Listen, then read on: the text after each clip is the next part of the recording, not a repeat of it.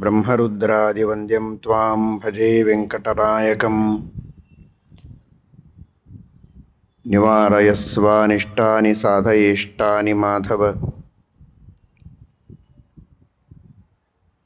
ಧರ್ಮವಿಜ್ಞಾನವೈರಾಗ್ಯಪರಮೈಶ್ವರ್ಯಶಾಲಿನಃ ಆನಂದತೀರ್ಥಭಗವತ್ಪಾದಾನ್ ವಂದೇ ನಿರಂತರಂ. ಆನಂದತೀರ್ಥೋಪದಿಷ್ಟೋ ನಿಧಿರ್ನಾರಾಯಣಹ್ವಯಃ ಪ್ರದರ್ಶಿತೋ ಯೇನ ಸಮ್ಯಕ್ ಜಯತೀರ್ಥಂ ತಮಾಶ್ರಯೇ.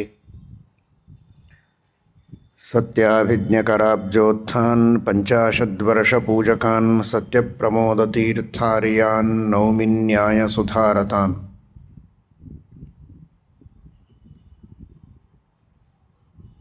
ವೆಂಕಟೇಶ ದೇವರ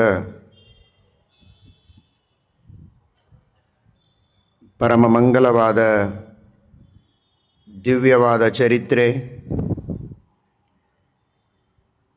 ಸ್ಮರಣೆ ಮಾಡಿದರೆ ಪಾಪಗಳ ಪರಿಹಾರ, ಪುಣ್ಯಗಳ ಮಹಾಪೂರ, ಸಕಲ ಅನಿಷ್ಟಗಳ ನಿವಾರಣೆ, ಸಕಲ ಇಷ್ಟಾರ್ಥ ಸಿದ್ಧಿ. ಬ್ರಹ್ಮರುದ್ರಾದಿವಂದ್ಯಂ ತ್ವಾಂ ಭಜೆ ವೆಂಕಟನಾಯಕಂ. ನಿವಾರಯಸ್ವಾನಿಷ್ಟಾನಿ ಸಾಧಯೇಷ್ಟಾನಿ ಮಾಧವ ಅಂತ. ಸಕಲ ಅನಿಷ್ಟಗಳನ್ನು ಪರಿಹರಿಸಿ ಇಷ್ಟಾರ್ಥಗಳನ್ನು ನೀಡಿ ಪರಮಾನುಗ್ರಹವನ್ನು ಮಾಡಬೇಕು ಎಂಬುದಾಗಿಯೇ ಪ್ರಪ್ರಥಮವಾಗಿ ವೆಂಕಟೇಶ ದೇವರಲ್ಲಿ ಪ್ರಾರ್ಥನೆಯುಂಟು. ಮೋಕ್ಷ ಮಾರ್ಗದಲ್ಲಿ ನಡೆಯುವ ಸಾಧಕನಿಗೆ ಕಾಮಕ್ರೋಧಾದಿ ದೋಷಗಳು, ಅಜ್ಞಾನ, ಸಂಶಯ, ತಪ್ಪು ತಿಳುವಳಿಕೆ, ಅಧರ್ಮ, ಅನ್ಯಾಯ, ಭ್ರಷ್ಟಾಚಾರ, ದುರ್ಜನರ ಸಹವಾಸ, ನಾನಾ ವಿಧವಾದ ಪಾಪ ಕರ್ಮಗಳಲ್ಲಿ ಪ್ರವೃತ್ತಿ, ಇವುಗಳೆಲ್ಲ ಅನಿಷ್ಟಗಳು. ಈ ತರಹದ ಪಾಪಗಳ ಫಲವಾಗಿ ಬರುವಂತಹ ದೈಹಿಕ, ಮಾನಸಿಕ ಅನಾರೋಗ್ಯಗಳು, ಆರ್ಥಿಕ, ಕೌಟುಂಬಿಕ, ನಾನಾ ವಿಧವಾದ ರಾಷ್ಟ್ರೀಯ ಸಮಸ್ಯೆಗಳು, ಅವುಗಳೂ ಅನಿಷ್ಟಗಳು. ಅಂತಹ ರಾಷ್ಟ್ರೀಯವಾದ, ಸಾಮಾಜಿಕವಾದ, ಕೌಟುಂಬಿಕವಾದ, ವೈಯಕ್ತಿಕವಾದ, ದೈಹಿಕ, ಮಾನಸಿಕ ಸಕಲ ವಿಧ ಅನಿಷ್ಟಗಳ ಪರಿಹಾರಕ್ಕೆ ಇರುವ ಒಂದೇ ಒಂದು ಔಷಧ. ಔಷಧಂ ಜಗತಃ ಸೇತುಃ ಸತ್ಯಧರ್ಮ ಪರಾಕ್ರಮ. ವಿಷ್ಣು ಸಹಸ್ರನಾಮ ತಿಳಿಸುವಂತೆ ಎಲ್ಲ ರೋಗಗಳಿಗೂ ಔಷಧ ಒಂದೇ. ಬಾಹ್ಯ ಔಷಧವನ್ನು ನಾವು ಸ್ವೀಕಾರ ಮಾಡುವಾಗ ರೋಗಗಳು ಬೇರೆಯಾದಂತೆ ಔಷಧಗಳು ಬೇರೆ. ಬೇರೆ ಬೇರೆ ರೋಗಗಳಿಗೆ ಬೇರೆ ಬೇರೆ ಔಷಧ. ಬೇರೆ ಬೇರೆ ರೋಗಗಳಿಗೆ ಬೇರೆ ಬೇರೆ ಔಷಧವನ್ನು ಕೊಟ್ಟರೆ ಮನುಷ್ಯನಿಗೆ ವಿಶ್ವಾಸ ಬರುತ್ತೆ. ಓ, ಇದು ಜ್ವರಕ್ಕೆ, ಇದು ತಲೆಶೂಲಿಗೆ, ಇದು ಹೊಟ್ಟೆ ಶೂಲಿಗೆ ಬೇರೆ ಬೇರೆ ಔಷಧಗಳಿವೆ ಅಂತ. ಯಾವ ರೋಗ ಹೇಳಿದರೂ ಒಂದೇ ಔಷಧ ಕೊಡೋದಾದರೆ ಈ ವೈದ್ಯ ಅಷ್ಟು ಸರಿ ಇಲ್ಲ ಅಂತ ಸಹಜವಾಗಿ ನಾವು ಹೇಳ್ತೇವೆ. ಇವನಿಗೇನು ಬೇರೆ ಗೊತ್ತೇ ಇಲ್ಲ. ಇಷ್ಟನ್ನೇ ಕಲಿಯೋದಕ್ಕೆ ಇವನು ಇಷ್ಟು ವರ್ಷಗಳವರೆಗೆ ಯಾಕೆ ಓದಿದ, ಅಭ್ಯಾಸ ಮಾಡಿದ, ಕೋರ್ಸ್ ಮಾಡಿಕೊಂಡ, ಏನು ಕೇಳಿದರೂ ಒಂದೇ ಔಷಧಿ ಕೊಡ್ತಾನೆ. ಒಂದೇ ಔಷಧಿ ಕೊಡೋದಕ್ಕೆ ಇಷ್ಟೆಲ್ಲ ಓದಬೇಕಾದದ್ದೇ ಇಲ್ವಲ್ಲ ಅಂತ. ಒಂದೊಂದಕ್ಕೆ ಒಂದೊಂದು ಕೊಟ್ಟರೆ ಅದರಲ್ಲಿಯೂ ಸೂಕ್ಷ್ಮವಾಗಿ ಆಲೋಚನೆ ಮಾಡಿ, ಕೈ ನೋವು, ಎಡಗೈ ನೋವ, ಬಲಗೈ ನೋವ, ಮೇಲೆನ ಕೆಳಗ, ಹೀಗೆ ಸೂಕ್ಷ್ಮ ವಿಚಾರ ಮಾಡಿ ಅದಕ್ಕೆ ಬೇರೆ ಇದಕ್ಕೆ ಬೇರೆ ಅಂತ ಉಪಾಯ ಹೇಳಿದರೆ ಬಹಳ ವಿಶೇಷವಾಗಿ ಅದರ ಬಗ್ಗೆ ಅಭ್ಯಾಸ ಮಾಡಿದ್ದಾನೆ, ತಜ್ಞನಾಗಿದ್ದಾನೆ ಅಂತ ಅವನ ಬಗ್ಗೆ ನಂಬಿಕೆಯನ್ನು ಇಟ್ಟು ಔಷಧವನ್ನು ಸಾಮಾನ್ಯವಾಗಿ ಜನರು ತೆಗೆದುಕೊಳ್ತಾರೆ. ನೀವು ಎಲ್ಲದಕ್ಕೂ ಒಂದೇ ಔಷಧ ಅಂತ ಹೇಳ್ತೀರಲ್ಲ ಅಂತ ನಿಮ್ಮ ಮನಸ್ಸಿಗೆ ಅನಿಸಬಹುದು. ಅದು ಔಷಧಗಳಲ್ಲಿರುವ ಸೀಮಿತವಾದ ಶಕ್ತಿಯ ಹಿನ್ನೆಲೆಯಲ್ಲಿ ಈ ಸ್ಪೆಷಲೈಸೇಷನ್ ಎಲ್ಲ ಬೆಳೆದದ್ದು. ವ್ಯಕ್ತಿಯ ಬುದ್ಧಿಯೊಳಗೂ ಸೀಮಿತವಾದ ಶಕ್ತಿ ಇದೆ, ಔಷಧಗಳಲ್ಲಿಯೂ ಸೀಮಿತವಾದ ಶಕ್ತಿ ಇದೆ. ಹೀಗಾಗಿ ಒಂದೇ ಔಷಧ ಎಲ್ಲ ಕೆಲಸ ಮಾಡಲಿಕ್ಕೆ ಆಗುವುದಿಲ್ಲ. ಒಂದೊಂದು ಔಷಧದಲ್ಲಿ ಒಂದೊಂದು ಶಕ್ತಿ ಇದೆ, ಸರ್ವಶಕ್ತಿ ಇಲ್ಲ. ಆ ಅಶಕ್ತಿಯ ಕಾರಣ ಇನ್ನೊಂದು ರೋಗಕ್ಕೆ ಇನ್ನೊಂದು ಔಷಧಿಯನ್ನು ನಾವು ಹುಡುಕ್ತೇವೆ. ವೈದ್ಯ ತಜ್ಞರು, ಸ್ಪೆಷಲಿಸ್ಟ್ ಅನ್ನೋದು ನಿಜವಾಗಿ ಮಾನ್ಯ ಮಾಡಬೇಕಾದದ್ದೇ. ಆದರೆ ಆ ಸ್ಪೆಷಲೈಸೇಷನ್ ಅನ್ನೋದು ಒಂದು ವಿಷಯದೊಳಗೆ ಅವನಿಗೆ ಬಹಳ ವಿಶೇಷವಾಗಿ ಪರಿಣಿತಿ ಇದೆ ಅಂತ ಅವನ ಜ್ಞಾನವನ್ನು ತಿಳಿಸುವಂತೆ, ಇನ್ನುಳಿದ ವಿಷಯಗಳಲ್ಲಿ ವಿಶೇಷವಾದ ಜ್ಞಾನ ಇಲ್ಲ ಅನ್ನೋದನ್ನು ಅದು ಹೇಳುತ್ತೆ. ಆದರೆ ಯಾವ ವ್ಯಕ್ತಿಗೆ ಎಲ್ಲ ವಿಷಯದಲ್ಲಿಯೂ ಪರಿಪೂರ್ಣವಾದ ಜ್ಞಾನ ಇದೆ, ಅವನಿಗೆ ಸ್ಪೆಷಲೈಸೇಷನ್ ಇಲ್ಲ ಅನ್ನೋದು ದೋಷ ಅಲ್ಲ, ಅದು ದೊಡ್ಡ ಗುಣ. ಕಾರಣ ಸ್ಪೆಷಲೈಸೇಷನ್ ಅನ್ನೋದು ಸಹಜವಾಗಿಯೇ ಕೊಡುವ ಇಂಪ್ಲೈಡ್ ಮೀನಿಂಗ್ ಏನು ಅಂದರೆ, ಬೇರೆ ವಿಷಯದಲ್ಲಿ ಅವನಿಗೆ ಪೂರ್ಣ ತಿಳುವಳಿಕೆ ಇಲ್ಲ ಅಂತ. ಆದರೆ ಅದನ್ನು ಹೇಳಿದರೆ ತಪ್ಪಾಗತ್ತೆ. ಇದರ ಬಗ್ಗೆ ಬಹಳ ವಿಶೇಷವಾಗಿ ತಿಳ್ಕೊಂಡಿದ್ದಾರೆ ಅಂತ ಅಷ್ಟೇ ಹೇಳಿ ಮರ್ಯಾದೆ ಉಳಿಸ್ತಾರೆ. ಇನ್ನು ಉಳಿದದ್ದರ ಬಗ್ಗೆ ವಿಶೇಷವಾಗಿ ಪರಿಣತಿ ಇಲ್ಲ ಅನ್ನೋದನ್ನು ಹೇಳೋದಿಲ್ಲ, ಹೇಳಿದರೆ ಮರ್ಯಾದೆಯೂ ಅಲ್ಲ. ಆದರೆ ದೇವರ ವಿಷಯದಲ್ಲಿ ಈ ಪ್ರಸಂಗ ಇಲ್ಲ. ಆ ಭಗವಂತನ ಮಹಿಮೆಯ ಶ್ರವಣ ಅದು ಔಷಧ, ಭಗವಂತ ಅವನು ವೈದ್ಯ. ಇವೆರಡಕ್ಕೂ ಸೀಮಿತ ಶಕ್ತಿ ಇಲ್ಲ, ನಿಸ್ಸೀಮವಾದ ಶಕ್ತಿ ಇದೆ. ಹೀಗಾಗಿ ಒಂದೇ ರೋಗ, ಒಂದೇ ಕಷ್ಟ, ಇದರಿಂದ ಪರಿಹಾರ ಆಗುತ್ತೆ. ಇನ್ನೊಂದಕ್ಕೆ ಇನ್ನೊಂದನ್ನು ಹುಡುಕೋಣ, ಪ್ರಶ್ನೆ ಇಲ್ಲ, ಎಲ್ಲ ಶಕ್ತಿಯೂ ಅದರೊಳಗಿದೆ. ಇನ್ನು ಕೊಡುವ ವೈದ್ಯ, ಆ ಭಗವಂತನಲ್ಲಿ ಏನು ಶಕ್ತಿ ಕಡಿಮೆ ಇದೆ, ಅವನಿಗೆ ಯಾಕೆ ಸ್ಪೆಷಲೈಸೇಷನ್ ಬೇಕು? ಅವಶ್ಯವಾಗಿ ಸ್ಪೆಷಲೈಸೇಷನ್ ಇದೆ, ಆದರೆ ಎಲ್ಲದರ ಬಗ್ಗೆಯೂ ಸ್ಪೆಷಲೈಸೇಷನ್ ಇದೆ. ಒಂದನ್ನು ಚೆನ್ನಾಗಿ ತಿಳಿದು ಇನ್ನೊಂದನ್ನು ತಿಳಿದಿಲ್ಲ ಅನ್ನುವಂಥವನಲ್ಲ ಭಗವಂತ. ಮಹಾವೈದ್ಯ, ವೇದ್ಯೋ ವೈದ್ಯ ಸದಾಯೋಗಿ. ಆದರೆ ಎಂತಹ ವೈದ್ಯ ಅಂದರೆ ಎಲ್ಲ ವಿದ್ಯೆಗಳೂ ಇದ್ದದ್ದರಿಂದ ವೈದ್ಯ ಅವನು. ಯಾವುದೊಂದೇ ವಿದ್ಯೆ ಇದ್ದದ್ದಕ್ಕೆ ವೈದ್ಯನಲ್ಲ. ಏನೆಲ್ಲ ವಿದ್ಯೆಗಳಿವೆ ಅದೆಲ್ಲವೂ ಪರಿಪೂರ್ಣ ಮಟ್ಟದಲ್ಲಿ ಅವನಲ್ಲಿದೆ ಅನ್ನೋದಕ್ಕಾಗಿ ವಿದ್ಯಾ ಸಂಬಂಧಿಯಾದವನು ವೈದ್ಯ. ಅನಂತ ವಸ್ತುಗಳ ಬಗ್ಗೆಯೂ ಸಕಲ ವಸ್ತುಗಳು, ಸಕಲ ರೋಗಗಳು, ಅವುಗಳ ಪರಿಹಾರ, ಅದಕ್ಕೆ ಮಾಡಬೇಕಾದ ಉಪಾಯ, ಎಲ್ಲದರ ಬಗ್ಗೆಯೂ ಪರಿಪೂರ್ಣವಾದ ವಿದ್ಯೆ ಇದ್ದ ವೈದ್ಯ, ಸರ್ವಜ್ಞ ಶಿಖಾಮಣಿಯಾದವನು ಭಗವಂತನಾದದ್ದರಿಂದ ಅವನ ವಿಷಯದಲ್ಲಿ ಸ್ಪೆಷಲೈಸೇಷನ್ ಇಲ್ಲ ಅಂತ ಸರ್ವಥಾ ತಿಳಿಯಬಾರದು. ಶಾಸ್ತ್ರೀಯ ಭಾಷೆಯಲ್ಲಿ ಹೇಳುವುದಾದರೆ ಸ್ವಪರಗತ ಅಶೇಷ ವಿಶೇಷ ವಿಷಯಕ ಜ್ಞಾನವಾನ್. ಪರಮಾತ್ಮನ ಜ್ಞಾನ ಹೇಗಿದೆ ಅಂತ ಶಾಸ್ತ್ರದಲ್ಲಿ ವರ್ಣಿಸ್ತಾರೆ. ಅವನಿಗೆ ತನ್ನ ಬಗ್ಗೆಯೂ ಚೆನ್ನಾಗಿ ಗೊತ್ತು, ಪ್ರಪಂಚದಲ್ಲಿರುವ ಎಲ್ಲ ಚೇತನರು ಅಚೇತನರು, ಅವರಲ್ಲಿರುವ ಎಲ್ಲ ಸೂಕ್ಷ್ಮಾತಿ ಸೂಕ್ಷ್ಮ ವಿಷಯಗಳು, ಎಲ್ಲದರ ಬಗ್ಗೆಯೂ ಪರಿಪೂರ್ಣವಾದ ಜ್ಞಾನ ಪರಮಾತ್ಮನಿಗಿದೆ. ಜ್ಞಾನ ಮಾತ್ರ ಅಲ್ಲ, ಅದೆಲ್ಲವನ್ನೂ ಉಪಯೋಗಿಸುವ ಶಕ್ತಿಯೂ ಪರಮಾತ್ಮನಲ್ಲಿ ಪರಿಪೂರ್ಣವಾಗಿದೆ. ಆದ್ದರಿಂದ ಅಂತಹ ಭಗವಂತ ನಿಜವಾದ ವೈದ್ಯನೂ ಹೌದು, ಔಷಧವೂ ಹೌದು, ಔಷಧವನ್ನು ನೇಮನ ಮಾಡುವವನೂ ಹೌದು, ಅನೇಕ ಔಷಧಗಳನ್ನು ನೀಡುವವನೂ ಹೌದು ಎಂಬುದಾಗಿ ನಾವು ತಿಳಿದರೆ, ನಿವಾರಯಸ್ವ ಅನಿಷ್ಟಾನಿ ಸಾಧಯೇಷ್ಟಾನಿ ಮಾಧವ ಅನ್ನುವ ಆ ಭಗವಂತನ ಪ್ರಾರ್ಥನೆಯ ನಿಜವಾದ ಭಾವವನ್ನು ನಾವು ಅರ್ಥ ಮಾಡಿಕೊಳ್ಳುವುದಕ್ಕೆ ಸಾಧ್ಯ ಇದೆ. ಆ ರೀತಿ ಪರಮಾತ್ಮನಲ್ಲಿ ಪ್ರಾರ್ಥನೆಯನ್ನು ಮಾಡಬೇಕು. ಇದೀಗ ತಿಳಿಸಿದಂತೆ 12 ಪುರಾಣಗಳಲ್ಲಿ ವೆಂಕಟೇಶ ಮಾಹಾತ್ಮ್ಯ, ವೆಂಕಟಗಿರಿ ಮಾಹಾತ್ಮ್ಯ, ಅಲ್ಲಿರುವಂತಹ ಅನೇಕ ತೀರ್ಥಗಳ ಮಾಹಾತ್ಮ್ಯ ವರ್ಣಿತವಾಗಿದೆ. ಅನೇಕ ಬಾರಿ ನೀವೆಲ್ಲ ಕೇಳಿರ್ತೀರಿ. ಭಗವಂತನ ಮಹಿಮೆಯನ್ನು ಎಷ್ಟು ಬಾರಿ ಕೇಳಿದರೂ ಅದು ಕಡಿಮೆ. ನಿತ್ಯವೂ ಅನ್ನವನ್ನು ಸ್ವೀಕಾರ ಮಾಡಿದರೂ, ನೀರು ಕುಡಿದರೂ ಆಗಿದೆ. ಒಂದು ಬಾರಿ ಅನ್ನ ತಿಂದು ನೀರು ಕುಡಿದು ಅಂತ ಅನ್ನ ನೀರು ಬಿಡಲಿಕ್ಕಾಗೋದಿಲ್ಲ. ಹಾಗೆ ಭಗವಂತ ಅನ್ನ, ಅದ್ಯತೆ ಅತ್ತಿಚ ಭೂತಾನಿ ತಸ್ಮಾದ್ ಅನ್ನಂ ತದುಚ್ಯತ ಇತಿ ಉಪಜೀವ್ಯತ್ವಮೇವ ಆದ್ಯತ್ವಂ ಎಂಬುದಾಗಿ ಅನುವ್ಯಾಖ್ಯಾನದಲ್ಲಿ ಶ್ರೀಮದಾಚಾರ್ಯರು ತಿಳಿಸಿಕೊಡ್ತಾರೆ. ಅನ್ನ ಅಂತ ಯಾವುದನ್ನು ಹೇಳಬೇಕು ಅಂದರೆ, ಯಾವುದಿದ್ದರೆ ನಾವು ಬದುಕಬಹುದು, ಯಾವುದಿಲ್ಲದಿದ್ದರೆ ನಾವು ಬದುಕುವುದಕ್ಕೆ ಸಾಧ್ಯ ಇಲ್ಲ, ಅದು ಅನ್ನ. ನಾವು ನೀವೆಲ್ಲ ತಿನ್ನುವ ಅನ್ನ ಅದಿದ್ದರೆ ತಾನೇ ಬದುಕುವುದು. ಅನ್ನಗತ ಪ್ರಾಣಾಹ, ಅನ್ನ ಇಲ್ಲ ಅಂದರೆ ಬದುಕಿಲ್ಲ. ಆದ್ದರಿಂದ ನಮ್ಮ ಬದುಕಿಗೆ ಅದು ಅನಿವಾರ್ಯ ಅನ್ನುವುದಕ್ಕೆ ಅದನ್ನು ಅನ್ನ ಅಂತೇವೆ. ನಿಜವಾಗಿ ಆಲೋಚನೆ ಮಾಡಿದರೆ ಈ ಅನ್ನದ ಅವಶ್ಯಕತೆ ನಮಗೆ ಎಷ್ಟಿದೆ? ಇದಕ್ಕಿಂತ 100, 1000, ಲಕ್ಷ, ಕೋಟಿ, ಅನಂತಪಟ್ಟು ಆ ಭಗವಂತನ ಅವಶ್ಯಕತೆ ನಮ್ಮ ಜೀವನದಲ್ಲಿದೆ. ಹೀಗಾಗಿ ಅವನು ನಿಜವಾದ ಅನ್ನ. ಅನ್ನ ಅಂದಾಕ್ಷಣಕ್ಕೆ ನಮ್ಮ ಕಣ್ಣು ಮುಂದೆ ಬರೋದು ನಾವು ತಿನ್ನೋ ಅನ್ನ ಒಂದೇ. ಅನ್ನ ಶಬ್ದದ ಅರ್ಥ ಹಾಗಲ್ಲ. ಅನ್ನ ಅಂದರೆ ಯಾವುದನ್ನು ಆಶ್ರಯಿಸಿ, ಯಾವುದನ್ನು ಉಪಜೀವಿಸಿ, ಯಾವುದರ ಬಳಕೆಯಿಂದ ನಮ್ಮ ಬದುಕಿದೆ, ನಮ್ಮ ಅಸ್ತಿತ್ವ ಇದೆ, ಅದು ಅನ್ನ. ಇದು ಒಂದು ಅದರೊಳಗೆ ಸೇರಿದ್ದು.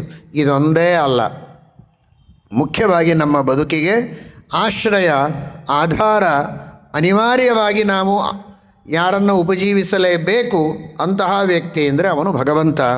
ಆದ್ದರಿಂದ ತ್ವರೆದು ಜೀವಿಸಬಹುದೇ ಹರಿ ನಿನ್ನ ಚರಣವ. ಆ ಭಗವಂತನನ್ನು ಬಿಟ್ಟು ನಾವು ಬದುಕುವುದಕ್ಕೆ ಸಾಧ್ಯ ಇಲ್ಲ. ಅವನು ನಿಜವಾಗಿ ನಮಗೆ ಉಪಜೀವ್ಯ, ಆಶ್ರಯ, ಆಧಾರ ಅನ್ನುವ ದೃಷ್ಟಿಯಲ್ಲಿ ಪರಮಾತ್ಮನೇ ಅನ್ನ. ಅವನೇ ನೀರು. ನೀರನ್ನು ಕೊಟ್ಟವನೂ ಹೌದು, ಅನ್ನವನ್ನು ಕೊಟ್ಟವನೂ ಹೌದು, ನೀರನೂ ಹೌದು. ನೀರದೊಳಗೆ ಅಂತರ್ಯಾಮಿಯಾಗಿದ್ದ ನೀರ. ಈರ ಅಂದರೆ ಪ್ರೇರಣೆ ಮಾಡುವ ವ್ಯಕ್ತಿ. ನಿತರಾಂ ಈರಹ, ನೀರಹ. ವಿಶೇಷವಾಗಿ ನಾವು ನೀವೆಲ್ಲ ಪ್ರೇರಣೆ ಮಾಡ್ತೇವೆ. ಯಾರಿಗೆ? ಒಬ್ಬರಿಗೆ, ಇಬ್ಬರಿಗೆ. ಬಾ, ಹೋಗು, ಕೂಡು ಅಂತ 4 ಜನರನ್ನು ಕರೆಯಬಹುದು, ಕಳಿಸಬಹುದು, ಕೂಡಿಸಬಹುದು, ಎಬ್ಬಿಸಬಹುದು. ಇಷ್ಟಕ್ಕೆ ನಾವು ಭಾಳ ದೊಡ್ಡವರು ಅಂತ. ಅಷ್ಟಾದರೆ ಪುಣ್ಯ. ಒಂದು 4 ಜನ ಹೇಳಿದ ಮಾತು ಕೇಳ್ತಾರೆ ಅಂದರೆ ಅದೇ ದೊಡ್ಡ ಪುಣ್ಯ. ನಿನ್ನ ಒಲುಮೆಯಿಂದ ನಿಖಿಲ ಜನರು ಬಂದು ಮನ್ನಿಸುವರೋ ಮಹಾರಾಯ. ಆದರೆ ದೇವರ ಪ್ರೇರಣೆಯಂತೆ ನಡೆಯುವವರು ಯಾರು ಅನ್ನುವ ಪ್ರಶ್ನೆಗೆ ಯಾರಲ್ಲ ಅಂತ ಮರುಪ್ರಶ್ನೆಯನ್ನು ಮಾಡಬೇಕಾಗತ್ತೆ. ಪ್ರಪಂಚದೊಳಗಿರುವ ಎಲ್ಲ ಚೇತನಾತ್ಮಕವಾದ ಪದಾರ್ಥಗಳು, ಎಲ್ಲ ಚೇತನರು, ಎಲ್ಲ ಅಚೇತನರು ಪರಮಾತ್ಮನ ಪ್ರೇರಣೆಗೆ ವಶರು. ಅವನ ಇಚ್ಛೆಯಂತೆ ಎಲ್ಲರೂ ನಡೆಯೋದು, ಎಲ್ಲ ವಸ್ತುಗಳು ಕಾರ್ಯಶೀಲವಾಗುವುದು. ಹೀಗಾಗಿ ಅವನು ನೀರ, ಬರೀ ಈರ ಅಲ್ಲ, ಪ್ರೇರಕ ಅಲ್ಲ, ನಿತರಾಂ ಈರಹ. ವಿಶೇಷವಾಗಿ ಸಕಲ ಜನರಿಗೂ ಪ್ರೇರಕನಾದವನು ಪರಮಾತ್ಮ. ಹೀಗಾಗಿ ಅನ್ನ ನೀರು ದಿವಸ ಬೇಕು ಅಂತ ಇದ್ದರೆ ಅನ್ನ ನೀರು ದಿವಸ ತೆಗೆದುಕೊಳ್ಳಿ, ಅದೇ ದೇವರು, ಅದೇ ಶಾಸ್ತ್ರ. ಆ ಅನ್ನ ನೀರು ಬಿಟ್ಟು ನಾವಿರೋದಿಲ್ಲ ಅಂತ ಹೇಗೆ ಒಂದು ಜೀವನದಲ್ಲಿ ರೂಢಿಸಿಕೊಂಡಿದ್ದೇವೆ, ಈ ಅನ್ನ ನೀರು ಬಿಟ್ಟು, ದೇವರನ್ನು ಬಿಟ್ಟು ನಾವು ಜೀವನದಲ್ಲಿ ಇರಲಿಕ್ಕಂತೂ ಸಾಧ್ಯವೇ ಇಲ್ಲ. ಆದರೆ ದೇವರ ಸ್ಮರಣೆ ಬಿಟ್ಟು ಇರೋದು ಬೇಡ. ಇದ್ದರೆ ಕೃತಜ್ಞರಾಗ್ತೇವೆ. ಕೃತಜ್ಞತೆಗೆ ಪ್ರಾಯಶ್ಚಿತ್ತ ಇಲ್ಲ ಎಂಬುದಾಗಿ ಶಾಸ್ತ್ರ ತಿಳಿಸ್ತದೆ. ಆ ದೃಷ್ಟಿಯಲ್ಲಿ ಆ ಭಗವಂತನ ಮಹಿಮೆಯನ್ನು ಪುನಃ ಪುನಃ ಮೆಲುಕು ಹಾಕುವುದು ನಮ್ಮೆಲ್ಲರಿಗೆ ಮೇಲು ಅಂತ ನಾವು ತಿಳಿಯೋಣ. ಸ್ಕಂದ ಪುರಾಣದಲ್ಲಿ ಬರುವ ವೆಂಕಟೇಶ ದೇವರ ಮಹಾತ್ಮ್ಯ, ವೆಂಕಟೇಶ ದೇವರ ಸನ್ನಿಧಾನದಿಂದ ಕೂಡಿದಂತಹ ಸ್ವಾಮಿ ಪುಷ್ಕರಣಿ ತೀರ್ಥದ ಮಹಿಮೆಯನ್ನು ಕುರಿತು ಇವತ್ತು ಸ್ವಲ್ಪ ತಿಳಿಯುವ ಪ್ರಯತ್ನವನ್ನು ಮಾಡೋಣ. ಸೂತಾಚಾರ್ಯರಿಗೆ ಶೌನಕಾದಿ ಮಹರ್ಷಿಗಳು ಪ್ರಶ್ನೆಯನ್ನು ಮಾಡುತ್ತಾರೆ. ವೆಂಕಟೇಶ ದೇವರ ನಾನಾ ವಿಧವಾದ ಮಹಿಮೆಗಳನ್ನು ತಿಳಿಸಿದ್ದೀರಿ, ಅನೇಕ ಕ್ಷೇತ್ರಗಳ ಮಹಿಮೆಯನ್ನು ತಿಳಿಸಿದ್ದೀರಿ. ವಿಶೇಷವಾಗಿ ಸ್ವಾಮಿ ಪುಷ್ಕರಣಿ ಮಹಿಮೆಯನ್ನು ತಿಳಿಸಬೇಕು ಅಂತ ಪ್ರಾರ್ಥನೆ ಮಾಡಿಕೊಂಡದ್ದಕ್ಕೆ ಸೂತಾಚಾರ್ಯರು ಸ್ವಾಮಿ ಪುಷ್ಕರಣಿ ತೀರ್ಥದ ಮಹಿಮೆಯನ್ನು ಹೇಳುತ್ತಾರೆ. ಅಥಾತ ಸಂಪ್ರವಕ್ಷ್ಯಾಮಿ ಸ್ವಾಮಿ ಪುಷ್ಕರಿಣೀಂ ಶುಭಾಂ ಲಕ್ಷೀಕೃತ್ಯ ಕಥಾಮೇಕಾಂ ಪವಿತ್ರಾಂ ದ್ವಿಜಸತ್ತಮಾಹ. ಶ್ರೇಷ್ಠವಾದ ಆ ಸ್ವಾಮಿ ಪುಷ್ಕರಣಿ ತೀರ್ಥ, ಅದು ಸ್ವಾಮಿ ಪುಷ್ಕರಣಿ ಅಂತ ಹೆಸರನ್ನು ಪಡೆಯುವುದಕ್ಕೆ ಕಾರಣಗಳು ಹಲವು. ವಿವರಣೆಯನ್ನು ಮತ್ತೆ ತಿಳಿಯಬಹುದು. ಎಲ್ಲ ಪುಷ್ಕರಣಿಗಳಿಗೆ ಅದು ಸ್ವಾಮಿನಿ, ಹಿರಿದಾದ ಪುಷ್ಕರಣಿ. ಎಲ್ಲ ಪುಷ್ಕರಣಿಗಳಲ್ಲಿ ಶ್ರೇಷ್ಠವಾದ ಪುಷ್ಕರಣಿ ಅನ್ನುವುದಕ್ಕಾಗಿಯೂ ಅದನ್ನು ಸ್ವಾಮಿ ಪುಷ್ಕರಣಿ ಎಂಬುದಾಗಿ ಕರೀತಾರೆ. ಸ್ವಾಮಿತ್ವವನ್ನು ಕಳೆದುಕೊಂಡಾಗ ಸ್ವಾಮಿತ್ವವನ್ನು ಕೊಡುವ ಪುಷ್ಕರಣಿ, ಆದ್ದರಿಂದಲೂ ಅದನ್ನು ಸ್ವಾಮಿ ಪುಷ್ಕರಣಿ ಎಂಬುದಾಗಿ ಕರೆಯುವುದುಂಟು. ಸ್ವಾಮಿಯಾದ ಪರಮಾತ್ಮನ ಪೂಜೆಗೆ ಉಪಯುಕ್ತವಾಗುವ ಪುಷ್ಕರಣಿ, ಆದ್ದರಿಂದಲೂ ಅದು ಸ್ವಾಮಿ ಪುಷ್ಕರಣಿ. ವರಾಹದೇವರ ವರಾಹಸ್ವಾಮಿ, ಶ್ರೀನಿವಾಸ ಸ್ವಾಮಿ ಇಬ್ಬರ ಸೇವೆಗೆ ಉಪಯುಕ್ತವಾಗುವ ಪುಷ್ಕರಣಿ ಅನ್ನುವುದಕ್ಕಾಗಿ ಸ್ವಾಮಿ ಪುಷ್ಕರಣಿ. ನಿಮಗೆಲ್ಲ ಗೊತ್ತಿದ್ದಂತೆ ಎಲ್ಲ ದೇವತೆಗಳು ಸ್ವಾಮಿ ಪುಷ್ಕರಣಿಯಲ್ಲಿ ಸ್ನಾನ ಮಾಡುವುದಕ್ಕೆ ಬರ್ತಾರೆ ಅಂತ. ವಿಶೇಷವಾಗಿ ಮುಕ್ಕೋಟಿ ದ್ವಾದಶಿ ಸ್ವಾಮಿಗಳು ಅಂದರೆ ದೇವತೆಗಳು ಅಂತ ಅರ್ಥ.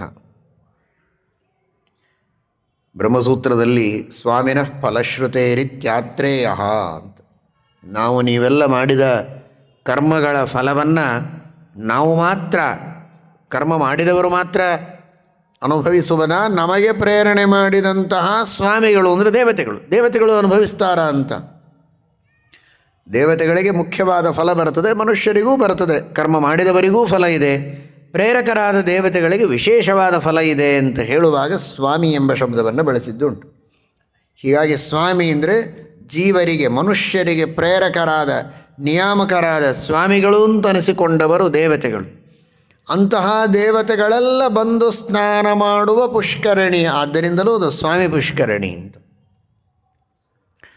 ಸರ್ವೋತ್ತಮನಾದ ಸ್ವಾಮಿ ಭಗವಂತ, ಜೀವೋತ್ತಮರಾದ ಸ್ವಾಮಿ ವಾಯುದೇವರು, ಅವರು ಅಲ್ಲಿ ವಿಶೇಷವಾಗಿ ತಪಸ್ಸು ಮಾಡಿದ್ದುಂಟು. ತಿರುಮಲದಲ್ಲಿ, ವೆಂಕಟಾಚಲದಲ್ಲಿ ಪ್ರಧಾನಾಂಗಂ ಹಿ ಮಾರುತಿ, ಪರಮಾತ್ಮನ ಎಲ್ಲ ಕಾರ್ಯಗಳಲ್ಲಿ ಪ್ರಧಾನ ಅಂಗರಾದವರು ವಾಯುದೇವರು.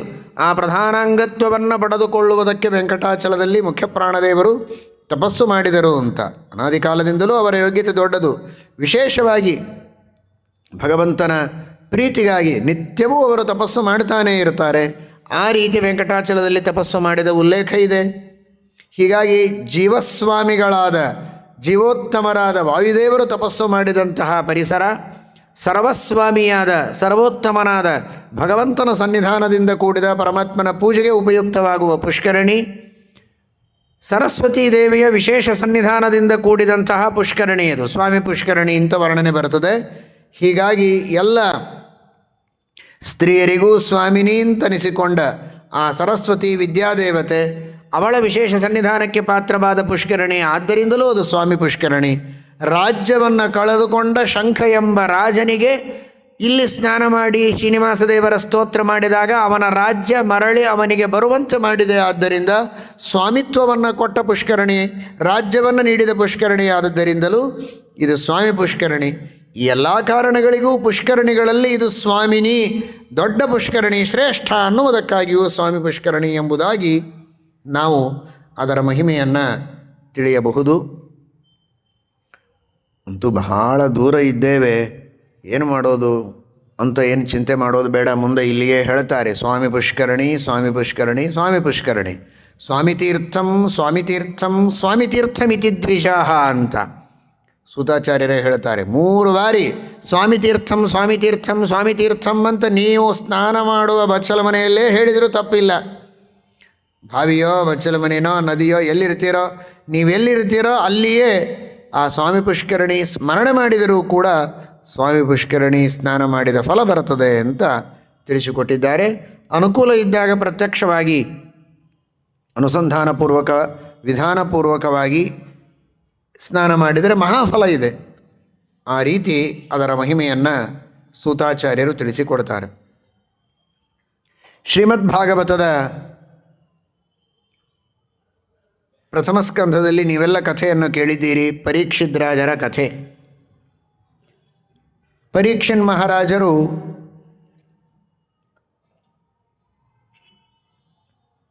ಬೇಟೆಯಾಡುವುದಕ್ಕೆ ಅಂತ ಹೋಗಿರ್ತಾರೆ. ಪರಮ ಧಾರ್ಮಿಕರು, ವಿಷ್ಣು ಭಕ್ತರು. ಕೇಳಬೇಕೆ, ಸಾಕ್ಷಾತ್ ಶ್ರೀಕೃಷ್ಣ ಪರಮಾತ್ಮನ ತಂಗಿ ಸುಭದ್ರೆಯ ಮಗ ಅಭಿಮನ್ಯು, ಅಭಿಮನ್ಯುವಿನಿಂದ ಹುಟ್ಟಿದವನೇ ಪರೀಕ್ಷಿತ. ಅಂತಹ ಶ್ರೇಷ್ಠವಾದ ವಂಶ, ಉತ್ತಮವಾದ ಸ್ವರೂಪ ಯೋಗ್ಯತೆ,